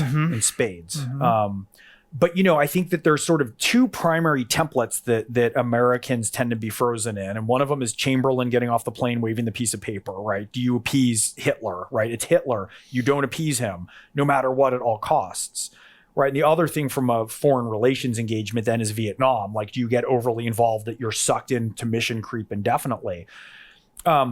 Those are two extremes. They're not every circumstance. And in a way, if you approach every circumstance as opposed to being, I'm not going to be Chamberlain waving the piece of paper in any way, I'm not going to get sucked into any conflict in any way. On the other hand, it removes like the myriad choices that are in the middle. Like there are times, of course, there's times that you shun somebody absolutely when the power and necessity is there. There are times when you fight. There's times that you go to war. There's times that you use every tool at your disposal to do it. That is a beginning starting point across the boards, like you're mentioning with Jordan Peterson. Like the fact that Jordan Peterson, Elon Musk, and Joe Rogan are considered alt-right is so laughable. It's beyond preposterous. It's like, or is it that, people with big, brash, daring thinking and, tendencies that are not neatly defined and constrained are not welcome? Like, do we not want to have that be part of a culture and society that we're engaging with? They should be excised and removed from the culture, much like J.K. Rowling. Just more Hamas. That's all we need. Oh my gosh. Going back to Evan for a second, there's something that's really nice about the inner dialogue you get to hear from him. He's like, he's angry about, this book should have been titled the case of the missing dog, firstly. But you get to hear the inner dialogue, like these goddamn papers, I'll take your stupid flyers, like, I mean, he's not outwardly, he's pleasant and like, of course, I'll help you or whatever. But inwards, he's like, this is like totally beneath me. I'm, and I think if you're trying to extrapolate out to like a bigger, broader scenario, I think there are a lot of people who are like, this is all beneath me. I don't feel you, like they have this inner monologue. They're like, I think the American public, not entirely for obvious reasons, but largely are fairly classy people. They do believe in, individualism. They do believe in, promoting other people and getting, congratulating them when they do a good job and sort of all that classy stuff that you'd expect. You know what I mean? But something's been happening lately, and I don't know. We're starting to get tall poppy syndrome. Yeah, that used to be in Australia or England, where if Martin Amis gets too big for his britches, right, you got to tear him down. Right. And we didn't used to have this. We used to have much more of a celebration of accomplishment. And I mean, I've been laughing so much, we're Super Bowl weekend here, of this sort of outrage and ire over Taylor Swift. It's like, it's amazing how many buttons are pushed by a kind of, competent, smart, talented singer, right, who might have some opinions that you disagree with. But there's a real nastiness emergent in the American, in current American culture that I don't think is very American or part of the American spirit. Right. We should celebrate success. It should be good on you, right? Like, congratulations, right? You did it, and help other, like, make sure that the path's open. Don't pull up the ladder behind you as you ascend to the next level of success, but good on you. We'll celebrate that. And we can't denigrate and kill that to which we aspire. I mean, there's a reason that Cain and Abel's the second story in the Bible, really. It's like, if you killed the thing that is good that you're supposed to aspire towards, this is a point that Jordan Peterson makes quite astutely in his Genesis lectures. You're rudderless. You don't have anywhere to go. So it's like, okay, is success bad? And America's a colonialist country, and people who are successful in business are all oppressors. It's like, well, where are you going? What world is that? Mm-hmm.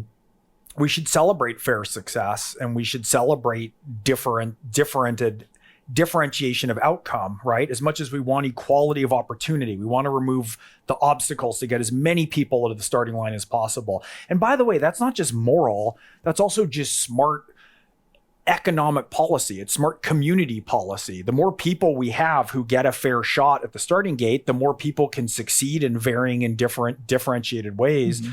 which means more taxpayers and more stable families, and more innovation and a bunch of other stuff. I mean, we have amazing resources, mm-hmm. but we should also celebrate differentiated outcomes and people who are ahead of us in certain regards, to say, good on you. What can I learn from you? How can I strive to get there as well?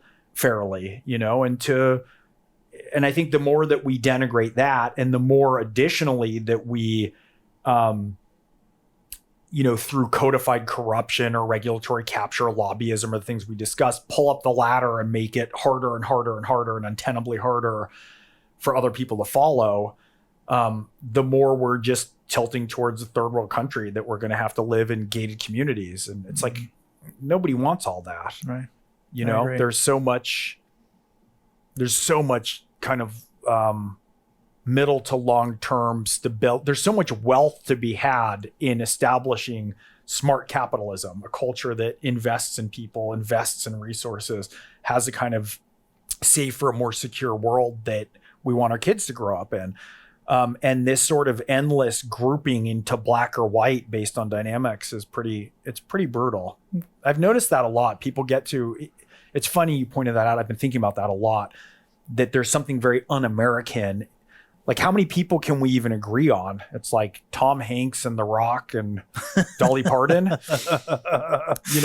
who are just Sure. We'll agree on those. Right. But I mean, it's really troubling that we have so few people who are arbiters. And I bet at some point all of them are going to get torn down. I mean, not Dolly Parton, though. I'm sure. I mean, I'm sure of it. She's definitely got slaves locked up somewhere or something terrible, right? We'll find out, 50 years from now and she'll be off. No one can agree on her even. You know what I mean? I'm not saying everyone has 50 slaves in their basement, but I am saying I'm glad you clarified. They're going to, but people will find ways to remove any. Well, look, cultural maybe icon. what we're learning is, with the culture, with these things, right? We have, with our phones, we've sort of willingly given away our freedom, right? We do have access to so much of us. I mean, FDR has been famously and often remarked, was in a wheelchair, and the press was very respectful. They didn't want to show him not empowered. And I think part of what's happening is, the more that we willfully give away our privacy, we click all those buttons every time we sign up for a new social media, a new platform, a new tax thing, a new health thing. Convenience, luxury, it can be the death of us, but we're giving away our privacy. And part of what's happening is if we start to have unfettered access into everybody, what we see is that everybody's human and flawed. Right? Nobody can sustain. If you pick the 10 pettiest, cruelest things I ever did in my life or stupid things that I did and pulled them out and conglomerated them and issued that in a report and shot that through the internet and cut and diced it, you'd obliterate me. And anybody who says that that's not true is lying to themselves. They're just masters of self-deception.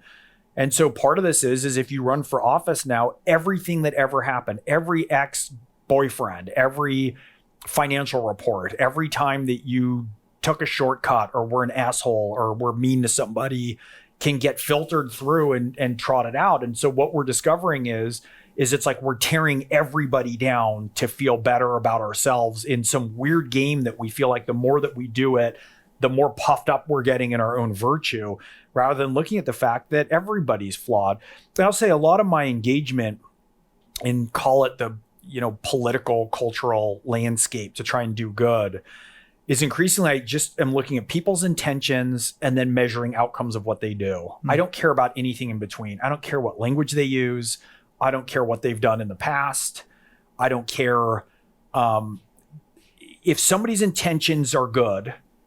And if what they're doing moves towards a positive outcome for people or positive outcome in the world, we need to start to simplify a little bit more, because if you look deep enough at any person, any document, any report, any piece of legislation, anyone's social media history, we can find things to obliterate everybody. So why don't we just all part the kimono and admit to the fact that we're flawed and human and have traits that we're not proud of? It's very much what the series is about. I mean, I start Orphan X not when Evan's in a foster home, not when he's recruited out in his training to be an assassin, not when he's, committing executions around the globe as Orphan X, not when he leaves the program and becomes the nowhere man, which is where people in desperate need call him. They call 1-855-2-NOWHERE, and people can call that number and see who answers. But in the first mission that he takes as the nowhere man, where he has to break all 10 of his assassin's commandments, when everything he thought he knew disintegrates. And there's a line I use in every book that his handler, Jack Johns, tells him when he's 12. He says, the hard part isn't turning you into a killer. The hard part is keeping you human. And it would have been easier for him if he'd been trained to be just a true believer, an assassin, a black and white world, in a way that Achilles' heel, that the pilot light of his humanity is protected by Jack, is the thing that leads to all his hardship, but it also leads to his process of becoming human. It's almost like I open the series and he's Pinocchio, and he realizes that he's an archetypal hero. He realizes in a way that he's Pinocchio, but he wants to be a real boy. And the series is the process of him trying to become a human, to try to understand the strange language of intimacy, to try and see all the ways that, as much as he's got incredible competence and lethal capability and a good amount of courage, the ways in which he's cowardly when it comes to matters of engagement with people, ways he can't contend with the massive human human beings who are messy and improper, the way that they hold up mirrors to us. And, you know, I think that what we're in need of more than anything is a sort of moral revolution, you know, and a revolution of values of sort of humility and self-reflection being elevated to a higher level. You know, we have a lot of planks in our eyes, you know, and the more that we're sort of howling and screaming about the injustice and all the problems of the other side, all the problems that have led to us being uniquely victimized, all the hardships that we've encountered, it's like, well, there's a lot of responsibility that we have, and that in the shouldering of that responsibility, you know, is the path towards meaning. And that's an age-old story, certainly. It's been remarked upon and encoded in stories well before I'm around and will be long after I'm dead. But it seems to be the spine of the Orphan X story that I'm telling, just wrapped in what I hope is a very compelling and exciting page-turning thriller series. Yeah. So I think this episode will come out in about 3 weeks. So this will have been out by then, right? Yes. Okay. And you are launching it tomorrow? Tonight is the date. Okay. Well, where can people find it once it's out? Is it like literally everywhere on that day? It's literally everywhere. You can buy it online. You can buy it in bookstores. What about audiobook? Yeah, so Audible's out. Yeah, I have a wonderful audiobook reader called Scott Brick. Okay. Who's tremendous. He does a wonderful job with it. All right. So I know somebody specifically who's very excited to listen to it. So great. I hate to stop talking to you. So I think we're probably gonna have to do this again. Hope you're okay with that. I'm happy to come back. It's always a pleasure. Yeah. And you know, I'm okay traveling to you, but I think this is worth doing. And I agree. I think the thing that's missing is more conversation. So it feels a little weird to me, by the way, having conversations like this, because in some ways they're a bit contrived. Like I have a series of questions, and really those questions are just trying to facilitate a conversation, because normally conversations are just happening at the bar, or they're happening, you know, over the kitchen dinner table or whatever, you know what I mean? But I appreciate these a lot because they can be more structured and more concise and compressed, and you know, sometimes they go nowhere. Some of the conversations I have are just kind of duds, and others are just amazing. And so I really appreciate you spending the time. Thank you. Yeah, it's fun. Yeah, I agree. I've had a good time. All right, thank you, brother.